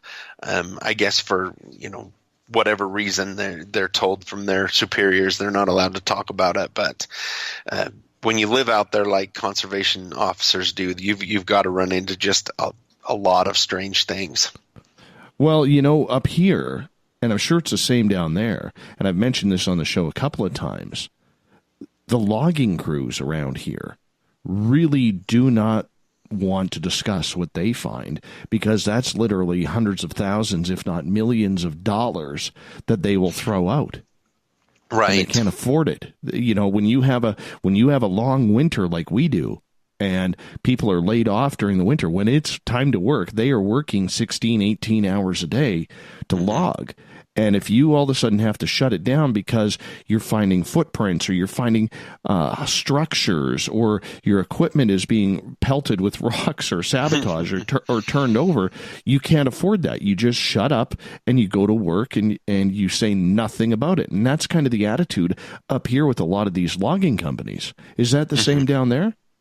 There's not a lot of logging that goes on around here, but yeah, I imagine that there's the same kind of feel when your industry is based on that you don't want to make waves, and you don't want to, especially if you're trying to get people to your to stay at your lodge or whatnot. You don't want people to be frightened of it. So that definitely, there's different reasons that people would avoid the topic or not share the experiences that they've had in those areas.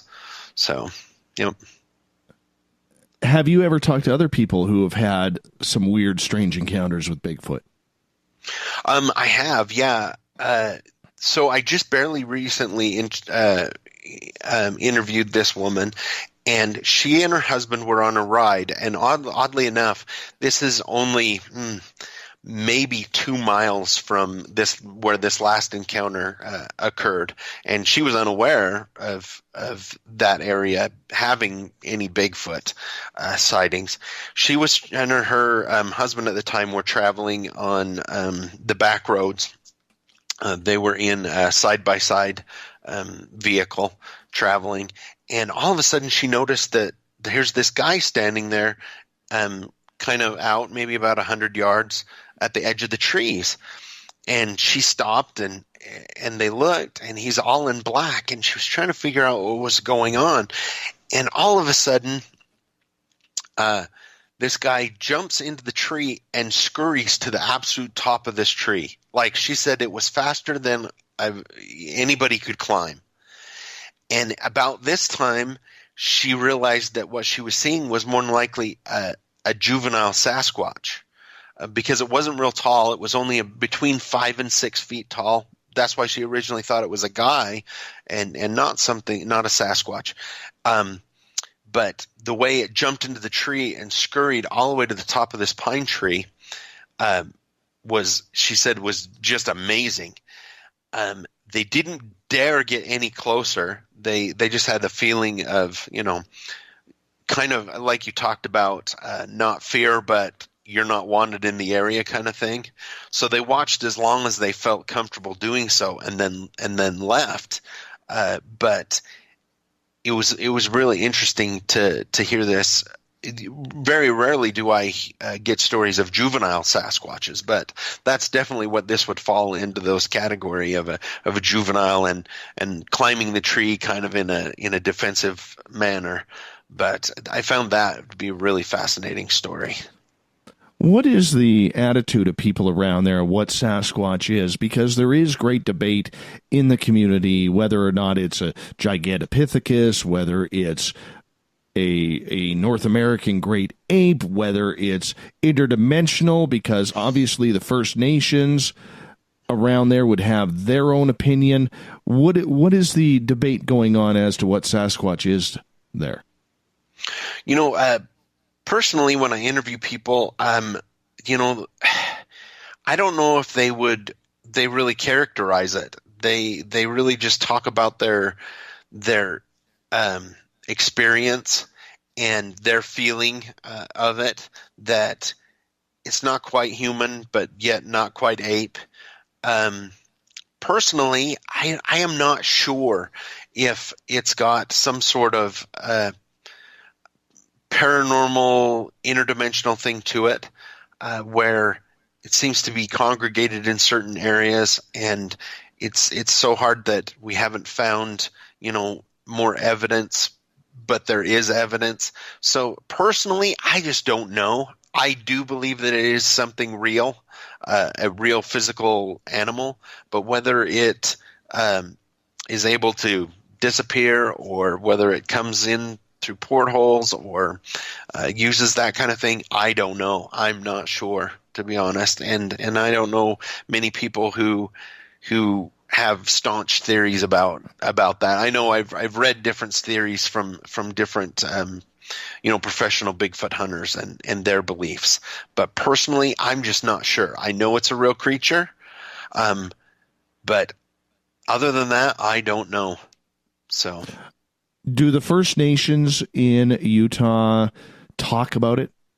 I know up here, a lot of First Nations are very, very hesitant to get into any sort of Sasquatch discussion with the white man because of history, and there's little to no trust, and they don't want the creature upset for various reasons, so they try and keep quiet about it. Is it the same down there with the First Nations?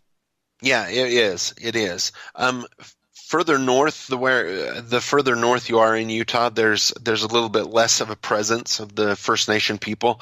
But when you go down to the area of the Uintas and Vernal, which is near the Skinwalker Ranch, you run into a lot of First Nations people, and yeah, they're very reluctant to share their experiences with Bigfoot or anything, just because of the past, and you really need to get to know somebody really well before they'll share their experiences or give their opinions on Bigfoot, skinwalkers, or anything of that nature. So yeah, they're very guarded with that information.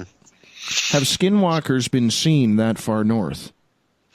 Yeah, I had a story in my new book, Beyond Stanger Bridgerland, this young lady just over the Utah border into Idaho. She would travel through this mountain pass to go to the next town over and babysit for her sister, her older sister. And one night, she usually spent the night, but one night she decided she wanted to go home, so she headed home late. And she came around the corner and she saw what she thought at first to be one of the sheep herders. There's quite a few of them in that area. It was an old Native American gentleman, long silver hair. He had a walking stick and thing over his shoulders. And as she drove past, she just got a really bad feeling about it. Just a really bad feeling. So she hurried further down the canyon to try and get away, and she'd gone down the canyon maybe not quite a mile, and came around the corner, and here is the exact same gentleman, same blanket over his shoulders, same walking stick, same hair. And as she drove by, he gave her, this kind of deep grin, and she really freaked out. Drove very quick home at that point, to the point where she was almost out of control. And in her opinion, after reading some of the things, and she felt like it was a skinwalker, that was the only way the individual could have gotten from one point to the other so quickly. And she really felt like it was a skinwalker encounter after reading and understanding some of the encounters that happen on long roadways. There's a lot of stories, especially in Vernal, which is down near the Skinwalker Ranch. You're told down there, especially in the wintertime, you're not to stop for people on the side of the road because of that. So I have heard that story, and that is creepy. Certain areas you don't pick up hitchhikers because they may be a skinwalker. You don't need much more of a warning than that. Yes. No, you do not. So, that's just, could you imagine? My goodness. My goodness. That is just eerie. You think you're doing a good deed for someone, and the next thing you know, they're trying to rip your face off. That's just the way it goes in Utah. John, you hold on. We are going to go to break here at the top of the hour. More with John Olsen. We got him for another half an hour on Spaced Out Radio. We'll be back with more right after this.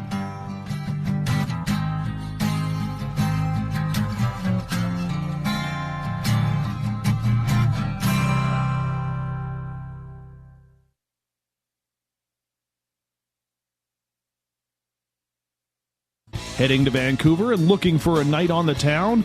The Moose Vancouver is the bar that never stops rocking until 2 a.m. every night. The Moose has great food with everything on the menu from $6.95 to $8.95. Fantastic, vibrant staff and rock and roll that will bring you back to when the music was real, the hair was long, and the guitars were rocking.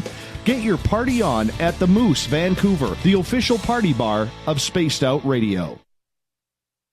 Hello, this is your guitar man, Ron Bumblefoot THAL, and I have to tell you, I love the response I get for Little Brother is Watching from Spaced Out Radio fans. It's amazing how music can inspire and make people think deeper about what's going on in the supernatural world.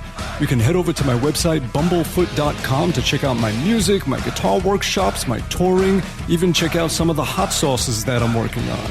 And make sure you keep on listening, because with Spaced Out Radio, you know Little Brother is watching. You're listening to Spaced Out Radio Live with Dave Scott on the Deep Talk Radio Network.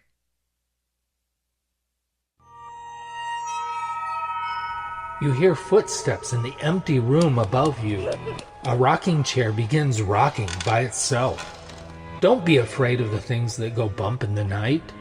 Reach for Spirit Storybox, the iPhone app the Huffington Post UK called the only ghost hunting app you will ever need. Spirit Storybox. The spirits are telling their stories. Are you listening?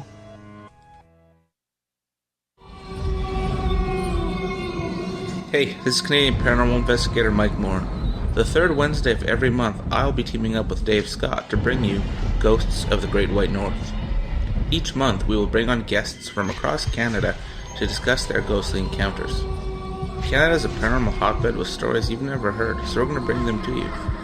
So get comfy on your Chesterfield, grab a donut, and join us, eh?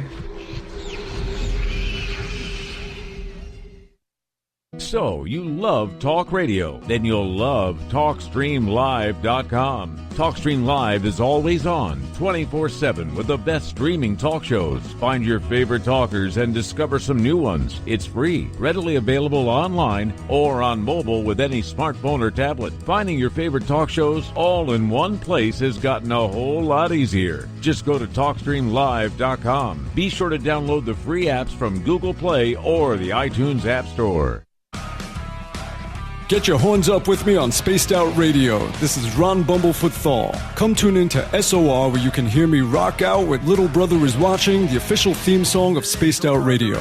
And then come on over to bumblefoot.com where you can find out about my tour schedule, my music, and everything else. Bumblefoot.com keeps you up to date on what I'm doing and the best way to stay in touch with my music and music camps. Sign up for my newsletter at bumblefoot.com and remember, Little Brother is Watching. We are getting ready to relaunch the SOR Space Travelers Club at spacedoutradio.com. For $5 a month, you can join us for a plethora of features found nowhere else. Hang out in a private chat room during the show and after party. You can check out some exclusive content and a store specifically for you, as well as a private listener forum where you can post your thoughts, stories, and pictures. The SOR Space Travelers Club, coming soon to spacedoutradio.com. Do you want to know what's really going on in your world? Do you have questions about who you can trust in the mainstream media? Then look no further than the Rebel Planet. Come get the straight answers right here at spacedoutradio.com. Join me, Jamie Sexton, creator of Rebel Planet News, as I fill you in on the stories behind the stories. All you truth seekers, be sure to tune in to Rebel Planet on spacedoutradio.com the third Thursday of every month. You know, it's hard being the bad man of ufology, but that's just the way that I like it. This is Chris George Zuger, and I'll be hanging out with Dave Scott and SOR scientist Chris Cogswell for Reality Paranormal, the second Wednesday of every month. And our job is to break it down and come to conclusions as to what is really going on in the supernatural world. I'd love for you to join us right here on Spaced Out Radio. On the first Tuesday of every month, I encourage you to come along for a journey with me, Geraldine Orozco, on The Spiritual You. Together, we will take a look at how to access the highest expression of yourself and change your life. Consciousness, ET contact, health, and wellness, we can talk about it all. So come along for a spiritual ride with me, Geraldine Orozco, on The Spiritual You, only on Spaced Out Radio. Visit purpleplates.com today. For over 40 years, the Purple Energy Plates have been delivering amazing results for their many customers. Inspired by the great genius Nikola Tesla, the harmony, healing, and energetic effects of the plates have proven over and over to be beneficial and often miraculous to thousands of customers. Check their site for daily specials and choose from their many energy products. You won't be sorry. Visit them today at purpleplates.com. Find your escape where time has no limits. It's about living today and cherishing the heritage of yesterday. A spirit of adventure for what is new, with the nostalgia of the past. Your timepiece is a reflection of who you are. Life surrounded by beauty from the world around us to the soul within. EscapeWatches.com. There is no time like the present to enjoy your escape. Use promo code SMF2017 for your 20% discount today. The Call of the Wild is in Vancouver. The Moose Vancouver is one of the hottest bars and restaurants in the city. Open until 2 a.m. nightly, the Moose will rock you like a hurricane all night long. Great food with everything on the menu at $6.95 near the corner of Nelson and Granville. Get your horns up and come rock with us. The Moose Vancouver, the official rocking bar of Spaced Out Radio. The freedom to post what you want, when you want. That's the social media freedom you need. Social Media Freedom is the free app in your app store. No need to worry about going to jail or being shadow banned any longer. It's the freedom to say what you feel. The freedom to know Big Brother isn't watching. It's the way social media is supposed to be. Social Media Freedom. It's time to set yourself free. Download from your app store today. Looking for a place to advertise at a very reasonable cost? Look no further than Spaced Out Radio. SpacedOutRadio.com has an advertising tab that you can click to check out our daily, weekly, and monthly packages to play on the radio, or our website including social media. From commercial spots to banners, we have it all. Check out our competitive pricing today.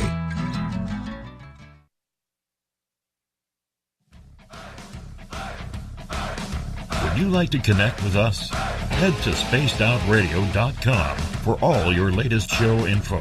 Now, back to Dave Scott and SOR. Welcome back to the third and final hour of Spaced Out Radio tonight. I am your host, Dave Scott. Thank you so much for being with us. Tomorrow night on the show, we head over to the United Kingdom, where UFO researcher Richard Lenny is going to tell us about his UFO stories. We get going at 9:06 Pacific Time, 12:06 a.m. Eastern at spacedoutradio.com. Hello to everyone listening in on the SOR Radio Network and Deep Talk Radio. Don't forget, all of our archives are free on our YouTube channel. Go to youtube.com/Spaced Out Radio. Do old Davey the favor, hit that subscribe button.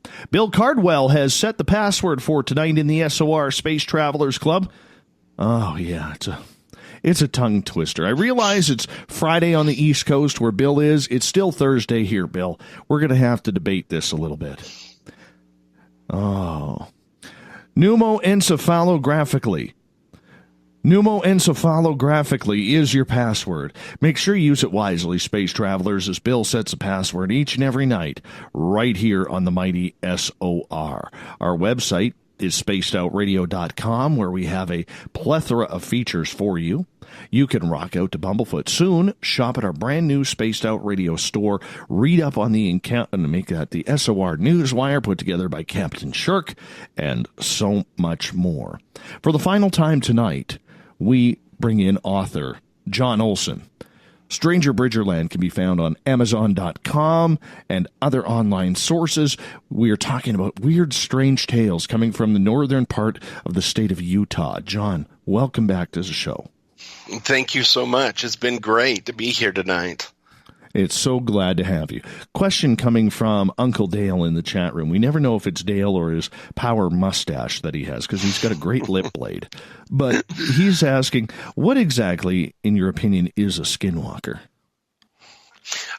So historically, it is a Native American shaman who has, I guess you could say, gone to the dark side,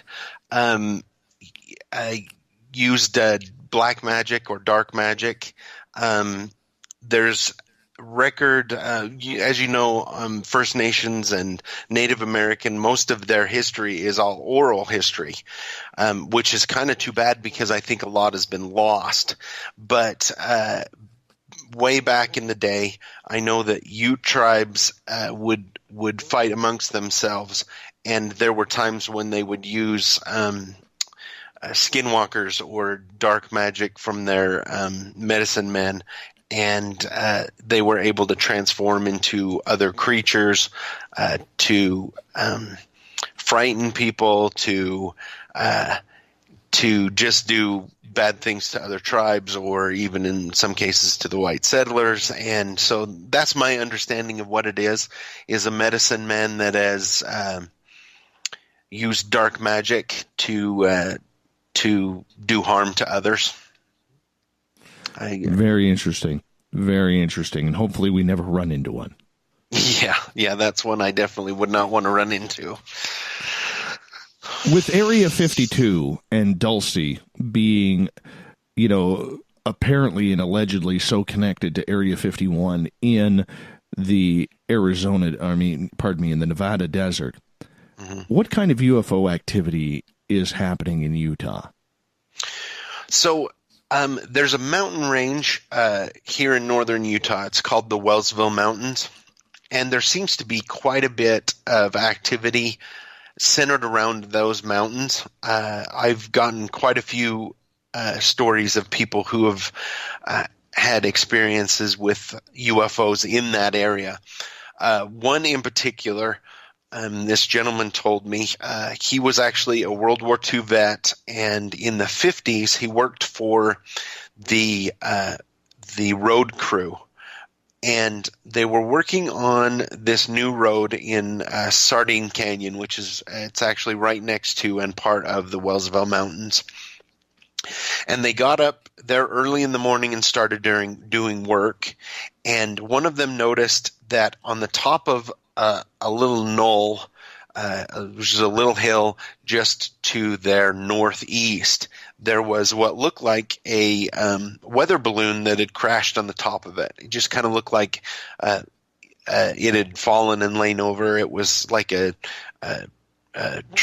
circular disc on the top, and that's what they figured. It was just a weather balloon that had crashed up there. And so they watched it through the day, and it came lunchtime, and sitting there, he almost talked himself into walking up there during lunch to see the weather balloon. And just at the last moment, he decided not to. He's like, oh, I work really hard. I'm kind of tired. I guess I'm not going to walk up there. And they went through the rest of the day, and it sat on the top of the hill the whole day watching them, and it got near dusk, and so they were loading up the trucks and heading to the sheds to deposit the trucks and the tools for the day. And they were in a little convoy driving up towards there, and the front truck slammed on its brakes, and the guys in the front truck were pointing out the window and waving, and everybody jumped out of the convoy, and this thing that they thought was a weather balloon sitting at the top of the knoll started glowing orange and with lights, and raised off of the top of the knoll and silently glided across the little valley. It's called Dry Lake, and right over top of them, and then over towards the Wellsville Mountains. And just before it got to the steep part of the mountain, it shot up into the air and disappeared. And they realized that it had been a UFO that had been sitting there not very far from them all day long. And the gentleman that had told me the story said, what if he had actually walked up there at lunchtime to see what it was? What would have happened to him? He always wondered that. But this was and they all talked about it when they got to the sheds. And a lot of them were World War II vets. This was in the 50s. They were worried about, people thinking they were crazy. They all kind of decided they weren't going to talk about it. But it wasn't till much later on that he told me this story and gave me the okay to put it in the book. But he's since passed away, the gentleman that told me the story. But I found that really fascinating, kind of a really interesting UFO story, because not only did they see a UFO, but it had been on the ground, And I don't know if anybody had ever walked up there to see if it had left marks or anything like that. He never said that they had walked up there. But I found that to be a really interesting story. Ever since, and it's been about 10, 15 years where people have said that the Dulce military base there has had really strange encounters, and they believe a lot of the hidden aspects of Area 51 have been moved into the Utah mountains. Mm-hmm. Has there been an increase in the UFO sightings over that time period? I think there has, yeah. There's been quite a few experiences of people seeing UFOs. I've interviewed a lot of people who have seen stuff from a long ways away. It doesn't necessarily make for a great story, but because they've seen an object or lights from quite a ways away. There's actually a rich history of UFO sightings in Utah and towards the West Desert. lately, something that's been going on around here is, and it's been actually been going on all over the country and all over the world, but they've been hearing explosions that they can't exactly pinpoint where they're coming from. They're coming from a ways off. They're really loud, and people will get on the Facebook in particular, and they'll be like, "Oh, did you hear that large explosion?" "Yeah, I heard it," And people are, 2 or 3 towns apart, and they hear these window shattering explosions, or not shattering, but window shaking explosions. And it's interesting because I've done research, and those kinds of things have been going on at lots of different places around the world where unexplained explosions have been happening where they can't pinpoint where they're coming from. So that may be connected too to the UFO situation. It may not be. It could be connected to underground stuff. You just really don't know, but it's kind of interesting. What do you think those explosions are? Do you think it's nuclear testing or weapons testing, or do you think there's something underground going on? I'm not sure, because it's happening all over the United States, I know for sure. And so it just makes you wonder, could it be something underground? If it was just happening in this area, I would almost say, is it connected to the Yellowstone caldera? Because there's a lot of activity going on there. But where it's all over the country, it makes me kind of wonder, is it secret testing of new aircraft that the government is doing? It's really hard to tell. But it is interesting that it's happening in isolated places all over the country. Incredible. Absolutely incredible. I need to get to this story that you have in your book, Stanger Bridgerland. I really do. It's a story, and you have a chapter in your book called I Served a Time Traveler. Oh, yeah. That one was a very interesting story. So this individual came to me, and it was in the early 90s, I believe, and they worked at an Arby's. And to give you kind of a background, back then, again, growing up in northern Utah, small town, we did have the university, which, fluctuates quite a few people, but back then there's still not a lot of people. And where it was a predominantly Mormon place at the time, nothing is really open on Sundays, or wasn't back then. And Arby's was one of the only places that was open. And this individual had to work on a Sunday, which happened every once in a while. And they went in, and there was one other worker there. And usually they didn't have anybody that showed up. And so they were back cleaning, and they heard this person heard the door ding. And so they went up to serve whoever it was. And as they walked up there, here's this gentleman that just walked in and dressed from head to toe in authentic Viking garb, including an axe. And they said it was interesting because he had a full beard, and it wasn't like you see at a Renaissance fair where it's kind of authentic, but it's clean and it looks really nice and it's brand new. His was kind of worn, and everything about him spoke of that he just walked out of, a Viking settlement. And they walked to the front counter and asked the gentleman, and he looked up and he ordered from the menu. He spoke English.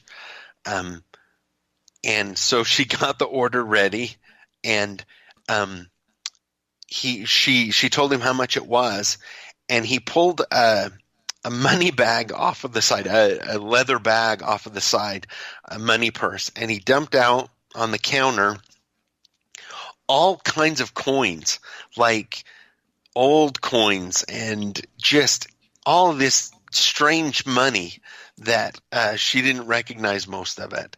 And he was able to pull out enough American change out of it to pay for his meal, and he scooped everything else and put in there.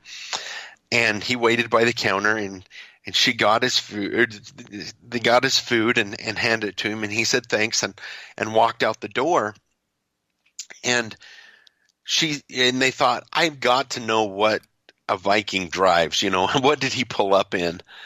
And so she hurried around the counter and went outside, and the parking lot is empty all the way from where they are over to the mall and everything, and there's absolutely nobody there. And she walks around the building, and there's absolutely nobody there.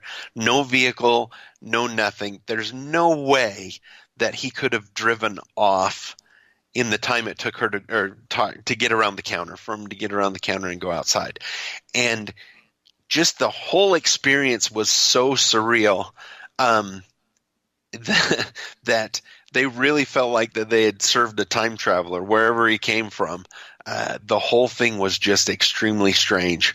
I found that to be just a really kind of exciting, fun story. It's one of those things where you just, how do you explain the whole thing? How do you explain that situation to somebody? No kidding. No kidding. Wow. Just disappeared. Disappeared just like that. That's the type of story I want to believe. Totally. Right. I want to believe that one. That one just sounds incredible. Makes me wonder what he was doing with American change. But, right. I mean, that's a little bit questionable, but nonetheless, that's the type of story I want to believe. I'll have to dress in more tinfoil for that one. We only got about 7 minutes left with you tonight, John, and this has just flown by. I want to get to another story here from your book, and it is called... Where is it here? There it is. Chapter 9, The Scream at Mary Springs. Oh, yes. Okay. So this was one of my friends that I actually grew up with, and they told me this story. Him and his father and his uncle were elk hunting, and there's an area back in the mountains called Mary Springs. It's very secluded. It's way back there. It takes quite a while to drive back into there. And his uncle at the time was very hard of hearing, gone through years of machinists and machining without proper headgear. So his uncle was very hard of hearing. And they decided that his uncle would stay on one hill where he could see the other side. It was kind of like a bowl kind of shape. And that him and his dad were going to go, and they would walk across the hill and just see if they could spook out anything that may be laying in the hill. And they just started down, and they looked up, and his uncle is waving them back to come back. And so they looked at each other, and they thought that was strange. So they walk up to the top of the hill, and his uncle said, "Did you hear that?" And they're like, "No, we didn't hear anything." And he's like, well, there's something that was coming from the other side. There was a particular patch of trees. He says there's just something that was just making a horrible sound. And they tried to get him to explain it, and he couldn't. And so they decided that he was going to sit there, and his dad and his uncle were going to walk over towards the trees and see. And so they started down and across, and they got just to the bottom when he started hearing this most horrible screaming coming from the trees, and he couldn't explain it. He said he's been a hunter, forever. He knows what a mountain lion sounds like. He knows what a wounded animal sounds like, and nothing that like that explains the sound. It almost sounded like a giant baby screaming, and it was just the most horrible sound, made every hair on the back of his head stand up. And he watched as his dad and his uncle got closer and closer to these patch of trees. And just before they got to it, the sound stopped. And they walked through the trees. And then after they walked out, it screamed a little bit more and then stopped. And when they got back over to him, he said, "Did you hear that?" And even though they were closer, they couldn't hear the sound at all. They never heard the sound. So only him and his uncle had heard the sound. And he said it was just the most surreal, horrible, nails on the chalkboard screaming that he'd ever heard in his life. And to this day, he still doesn't know what that sound was and what had made that horrible racket. I asked him if he thought maybe it was Bigfoot, maybe it was something, and he just has no idea. In all the time he spent in the mountains, he's never experienced anything like that before or since. That is absolutely creepy. Could you imagine hearing that human type scream? Yeah. Right in the middle of the forest? I mean, that is going to get every hair on your body standing up, and immediately you're going to be wondering, do I check it out and investigate? Maybe somebody needs help, or do I get the hell out of Dodge as quickly as possible? Right, exactly. Yeah, and it was amazing that his dad and uncle, while they were on that side, couldn't hear it at all. It was silent to them, but to him it was just blaring and horrible sound. But yeah, definitely some weird things going on in the mountains. Oh wow. Yeah, that one would irritate me, because I mean, there's the human level. I mean, your friend must have been debating. The human level says if there's a woman in distress, or even a child in distress, anybody in distress in the forest, you have to check that out. You have no choice.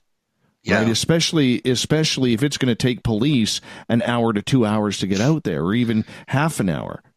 Right? Because you got to go back and get signal and then bring them back. I mean, what did they do? Did they go investigate it? They didn't. No. And he said it was not really human. The sound, that it was not, he didn't get the feeling that it was a human. It was some sort of animal that he had no idea, or something inhuman or paranormal. It was not a person. He knew it was not a person, but he almost had, he said really by the time they got back and everything, he didn't want to know what it was. He didn't want to know what would make that horrible of a sound. So very interesting. My friend, we only got about a minute and a half left with you tonight on Spaced Out Radio, and I have to tell you what a pleasure it has been to speak with you, John, in regards to Stanger Bridgerland. It's been an absolute pleasure for you to share these stories, and when you get that volume 3 of Stanger Bridgerland out there, we got to have you back on. This has just been so much fun tonight, man. I would love to. I definitely will keep in touch with you. It's been amazing. It's been awesome. I appreciate it. Could you do me a favor before we say fully goodnight to you? I would love it if you would take the time to allow our audience to know where they can get your book, where they could find it online, your website, or your social media contacts. Oh, you bet. So both of my books, Stanger Bridgerland and Beyond Stanger Bridgerland, are both on Amazon. There's Kindle version and the hard copy are available there. My website is strangerbridgerland.com. There's a place on there that direct you to Amazon to buy the books.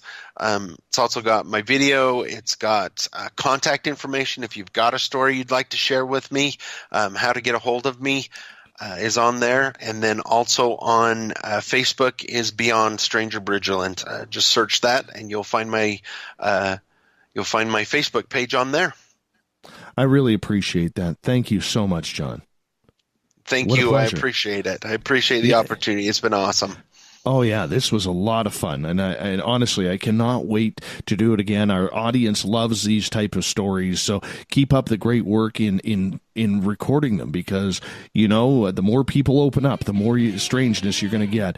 John Olsen, author of Stanger Bridgerland, joining us tonight. We say goodnight to him, and after the break, we welcome in Olaf Phillips from Paranoia Mag as we get to the SOR Newswire. We'll talk to you on the other side.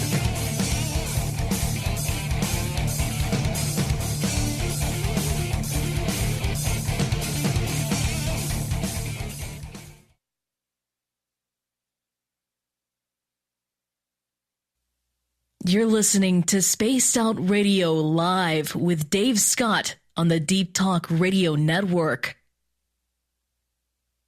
Visit purpleplates.com today. For over 40 years, the Purple Energy Plates have been delivering amazing results for their many customers.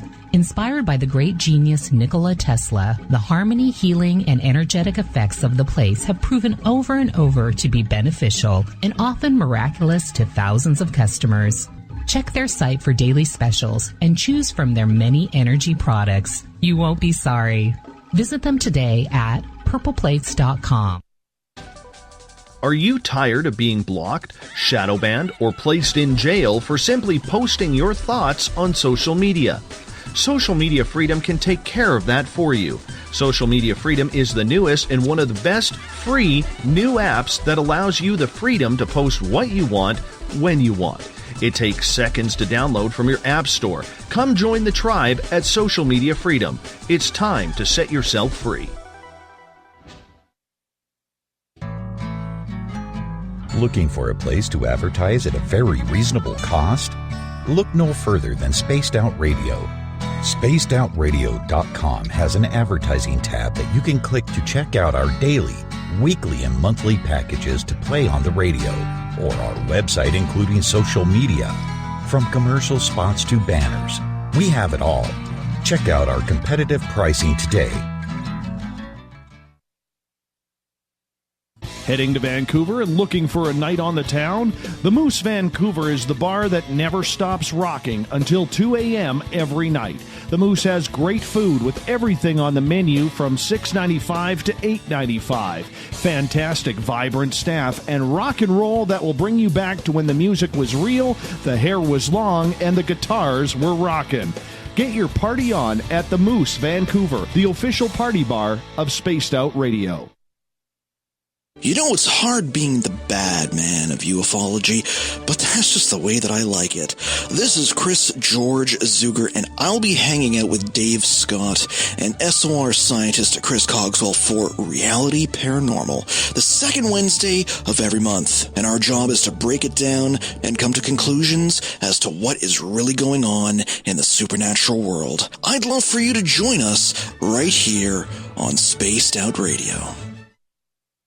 So, you love talk radio? Then you'll love TalkStreamLive.com. TalkStream Live is always on, 24/7, with the best streaming talk shows. Find your favorite talkers and discover some new ones. It's free, readily available online or on mobile with any smartphone or tablet. Finding your favorite talk shows all in one place has gotten a whole lot easier. Just go to TalkStreamLive.com. Be sure to download the free apps from Google Play or the iTunes App Store. A timepiece is a reflection of who you are, and what better way to show off the real you than with an Escape watch? Escape is a lifestyle brand accessible.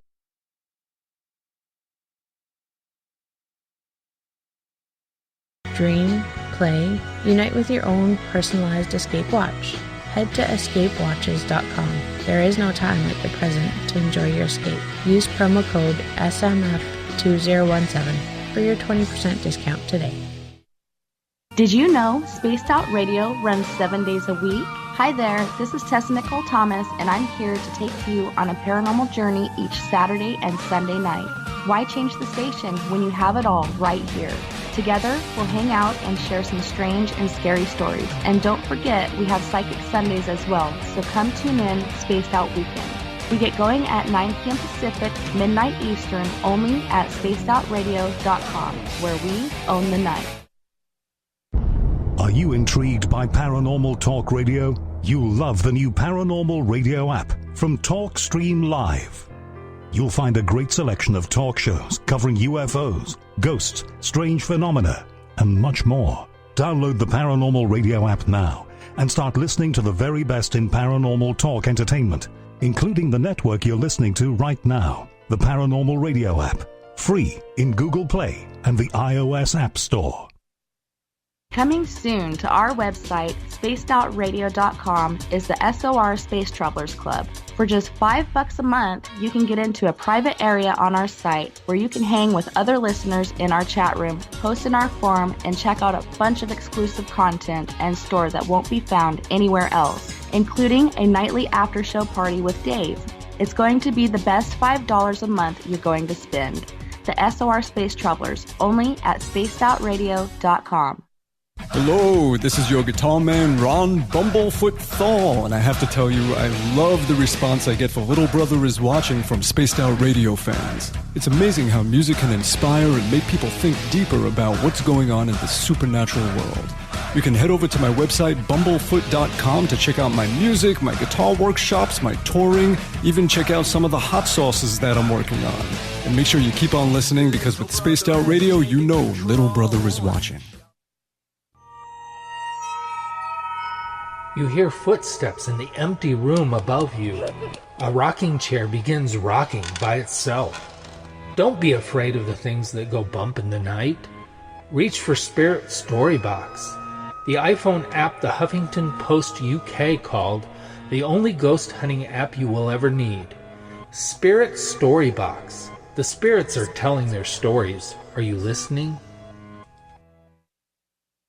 Hi there, this is Geraldine Orozco from San Francisco's Bay Area Meditation. I invite you to join me the first Tuesday of every month with Dave Scott for Spaced Out Radio's The Spiritual You. In this fast-paced world we live in, it's time for you to take some time for you. We'll cover every possible subject, from powerful meditation to healing techniques to your own intuition and spirituality. So come join us for The Spiritual You.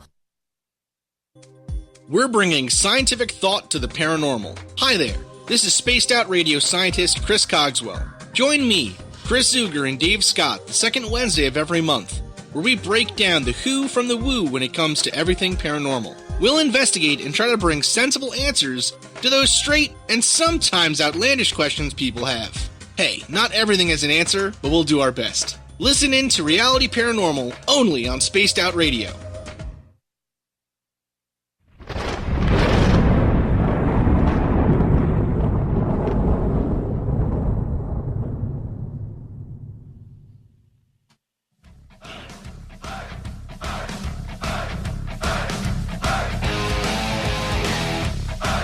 We rounded third. We're heading for home on Spaced Out Radio tonight. I am your host, Dave Scott. Great to have you with us as we now turn our attention to the man, the myth, and the president of Team Stump, Mr. Olaf Phillips from Paranoia Magazine, as we bring in the SOR Newswire.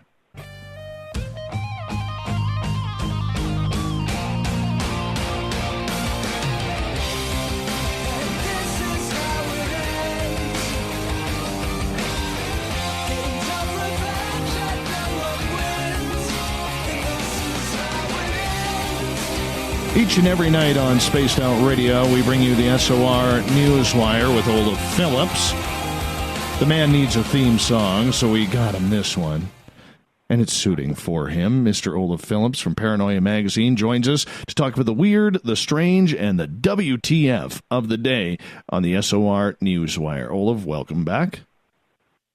Hey, how's it going? You know what? I'm good, man. I'm very good. I've been battling this cold again. And tonight it hit me. Right before showtime, it hit me.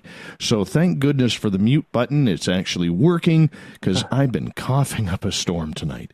Just coughing up a storm. You know, I am sick of it. Coughing like crazy. Yeah, and you know what? Our permafrost has set in. It's getting cold here, man. It's getting cold. Well, it was getting cold here, but we're on fire again, so I guess it's going to warm up. Yeah. You know what? One of our listeners, Joe, this is about an hour north of him. I mean, this fire is, it's already 20,000 acres of burning tree, and it's 0% under control. Yeah, I mean, that's horrific, man. That's way too late for this to be happening. It's on the edge of Chico now. They're evacuating the eastern parts of Chico. Yeah, that's bad. Holy cow, that's just. But terrible. I have an astounding figure for you. So fill me in. It burned over 18,000 acres in 8 hours because they were having 30 to 40 mile an hour winds. At the height of it, I don't know if it's sustaining it now, but at the height of the fire today, it was burning 80 acres a minute. Holy cow! 80 Wow. acres per minute. That's 80 football fields in 1 minute. That is just insane. That is one hot blaze. One hot blaze. And for all of our listeners in Northern California, please be safe. Do the smart thing. Evacuate. It's real simple. It's real simple. The fire is coming. Evacuate. Please. I had to do it last year. You know what? Your house and your belongings are not as important as your life. That's right. Absolutely. You know, pack up the car, and do me one favor, people. Take your pets. They are a part of your family. Take your pets. Yes. Take your pets. They are welcome at shelters. They are welcome at the shelters. Exactly. Yeah, but I guess I read one story where this guy he got his bulldozer, and he actually bulldozed through cars to clear a path to a hospital. Wow. And the fire was going so fast that people were abandoning their cars. Yes, because running is so much faster. No, it was gridlock. They couldn't move the car. Oh, wow. So running was faster, actually. Yeah. I don't get it. I really don't get it. I mean, you know, these fires that are happening on the West Coast here, from California up to British Columbia, I'm not a big believer that they're being set on purpose or anything along those lines. I think a lot of them, besides the lightning strikes, okay, a lot of them are started with sheer stupidity, that someone throws a cigarette out the window, or someone, is out camping, and even though there's a fire ban, I know how to camp, I know how to set a fire, I can put it out.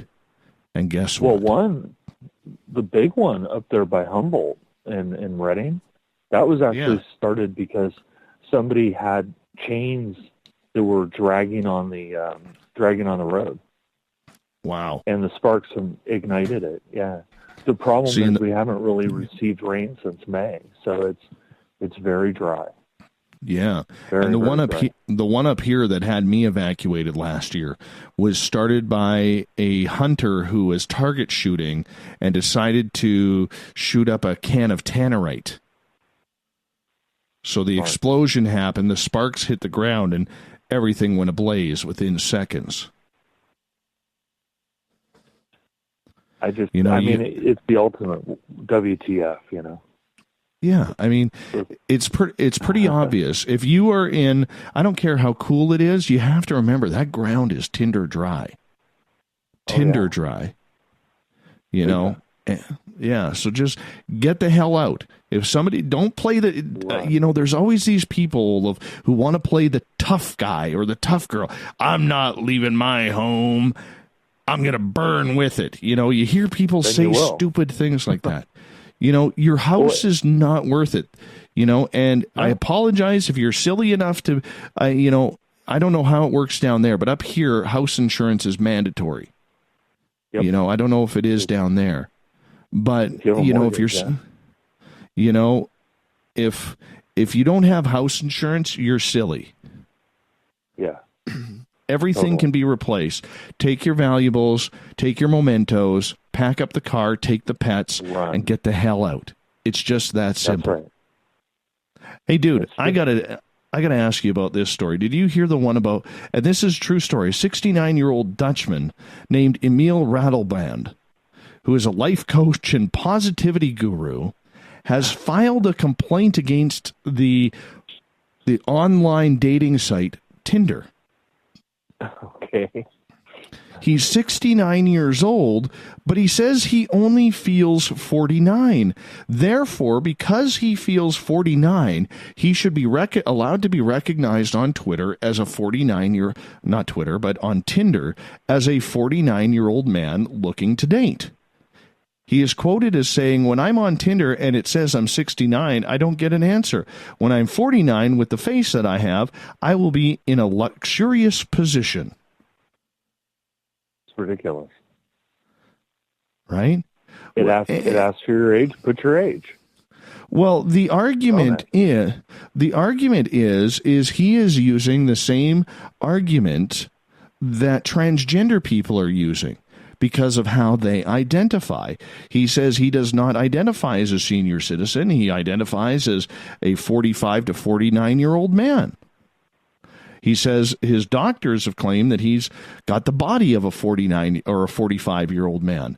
So he says, and this is his quote, "Today we can choose our work, gender, political, and sexual orientation. We even have the right to change our name. So why do we not have the right to change our age?" It's going to be interesting. It's going to be very interesting. I think that in his profile, he should just say, "Hey, look at me. I feel like I'm 49." But to me, like, age is that's not something that you can self-identify. Well, you know that, and I know that. But is this the ridiculousness that we are getting to in society where, you know what, I don't feel 45. I still feel like, I act like I'm about 30 years old. I would love to be 30 years old again, but it's all your mentality. I mean, just because you're 69 years old doesn't mean you can't date a woman 30 years younger. I'm 43. I feel like I'm 16. Yeah.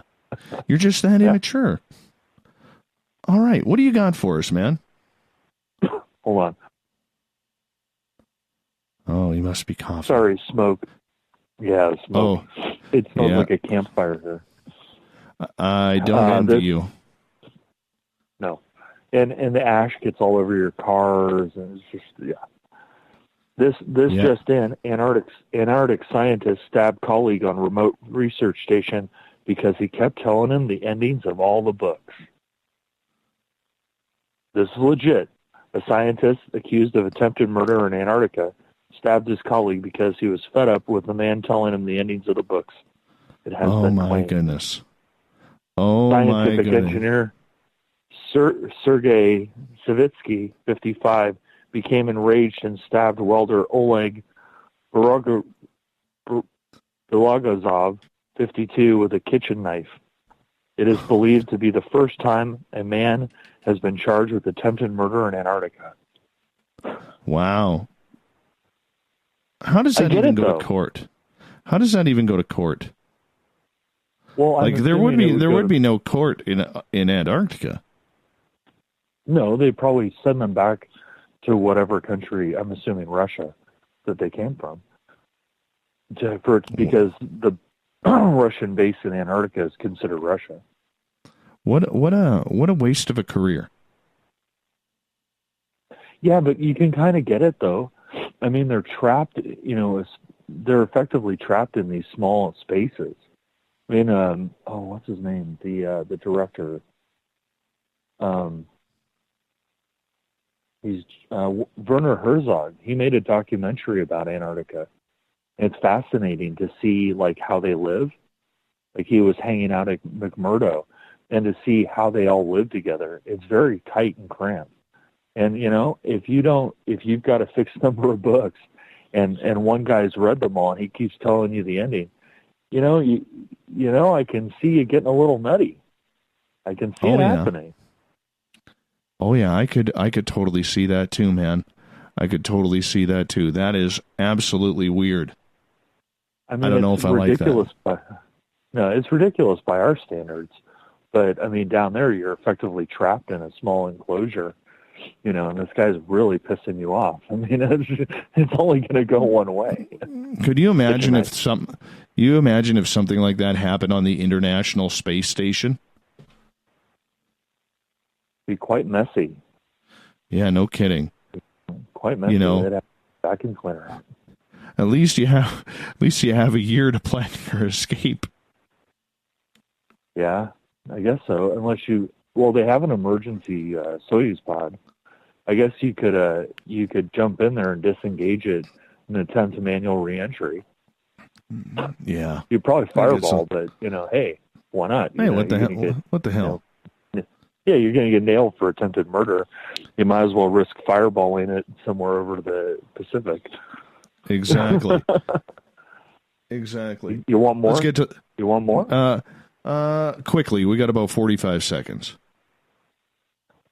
Only in Florida. Florida mayor accused of soliciting sex for exchange in exchange for installing speed bumps.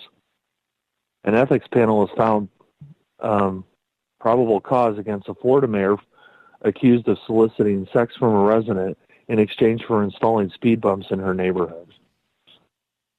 Nice How's guy. that? Nice guy. Who says politics doesn't hit the bedroom? Yeah, who said that? Only in Exactly. Florida. Only in Florida. And if you live in Florida, I'm sorry, but you know what I'm talking about. My goodness. I just don't get those Floridians, man. I don't get the Floridians. They are a strange, strange crew. Speed bumps. They are. Speed bumps. Speed bumps. Speed bumps. Yes. Sex for speed bumps. Sex for speed bumps. Oh, that could go in so many different ways. So many different ways, but we got to get to the thought of the Dave. Okay, let's do it. All right.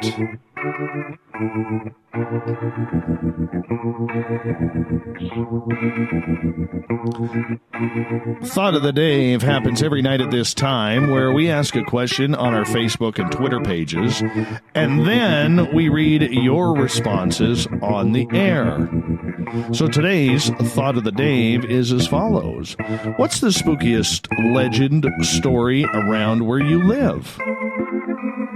We got some good ones tonight, Olaf. Very good ones. Yeah. Well, I bet. Daniel on Twitter says, the Dunhill Hotel in uptown Charlotte has a long history of mysterious deaths, a large number of suicides, a very stoic and oppressive building, heebie-jeebies, man, cold shuddering goosebumps of a place. Oh, that sounds fun. We may have to get a story on that. Goddess Michelle states, here, because she lives in Nova Scotia.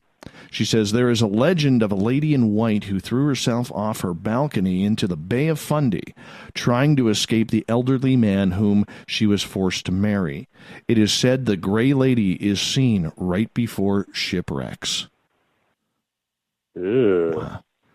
Yeah. Isn't that kind of weird? Yeah. No. I know. Yeah. No. Now comes the pain on Twitter, says, when asked about the spookiest legend story around where they lived, she says, how much our dog loves my husband. Okay. What? I guess she's a little jealous. Dog is man's best friend. Are we still allowed to say that? Is that still allowed? I don't know either. I don't know. Graham, my stories. They are the scariest in the world, my friend. Warp cyborgs that travel through time and shapeshifter spirit beings and pink grays mad about the galaxy. That's a little eerie. Judith, the spot. Not far from where I live in Indiana, there is a wooded area, and no matter what time of the year you go there, it's always silent. It's like stepping into a soundproof room, but you're outside. No noise, no animals, no insects. There is an immense pressure on the body. That's a place I would like to visit. Yeah, same here. I got to find this place and go. But it sounds creepy. But I have to go. And yeah, me too. Let's do a road trip, buddy. Let's do a road trip. Totally.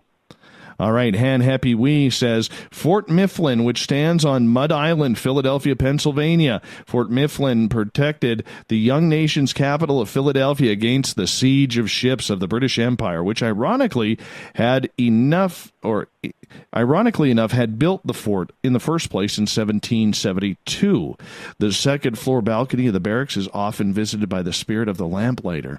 The casements, which were probably the most heavily bombarded area around that time during the siege, are the site of too many sightings to number. I had a haunting there.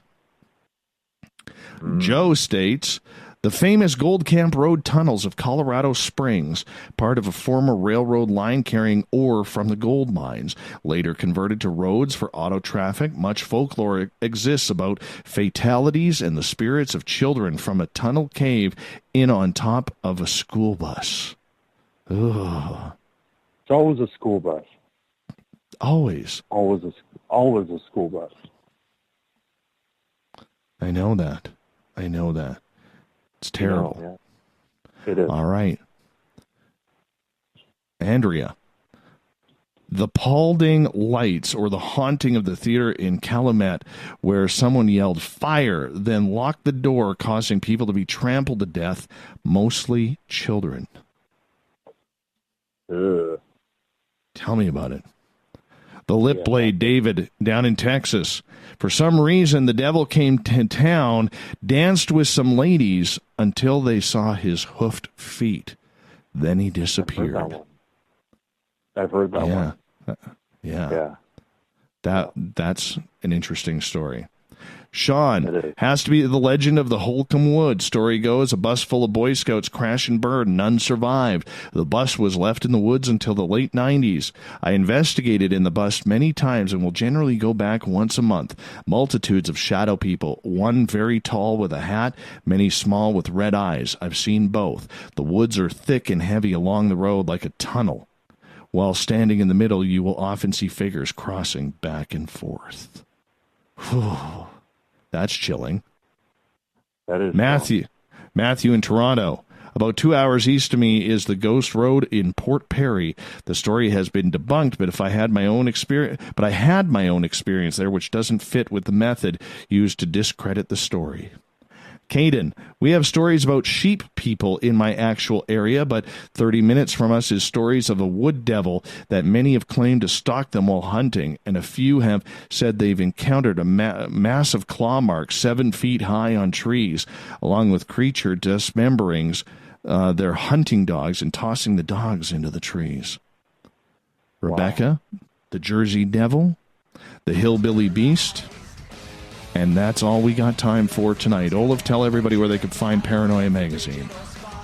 ParanoiaMagazine.com, Paranoia Magazine on Facebook, Paranoia Mag on Twitter, Paranoia Mag on Instagram.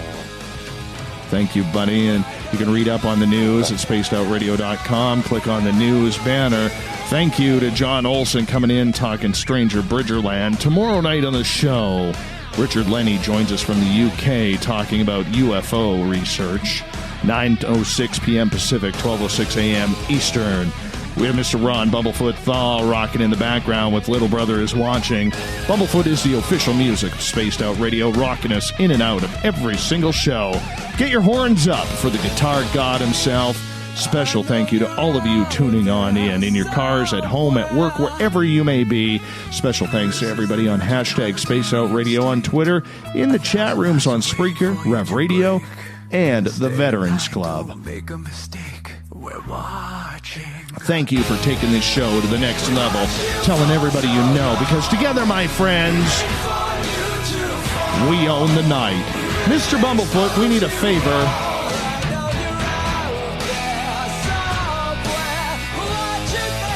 We need you to take us home. Good night, everyone. See you tomorrow.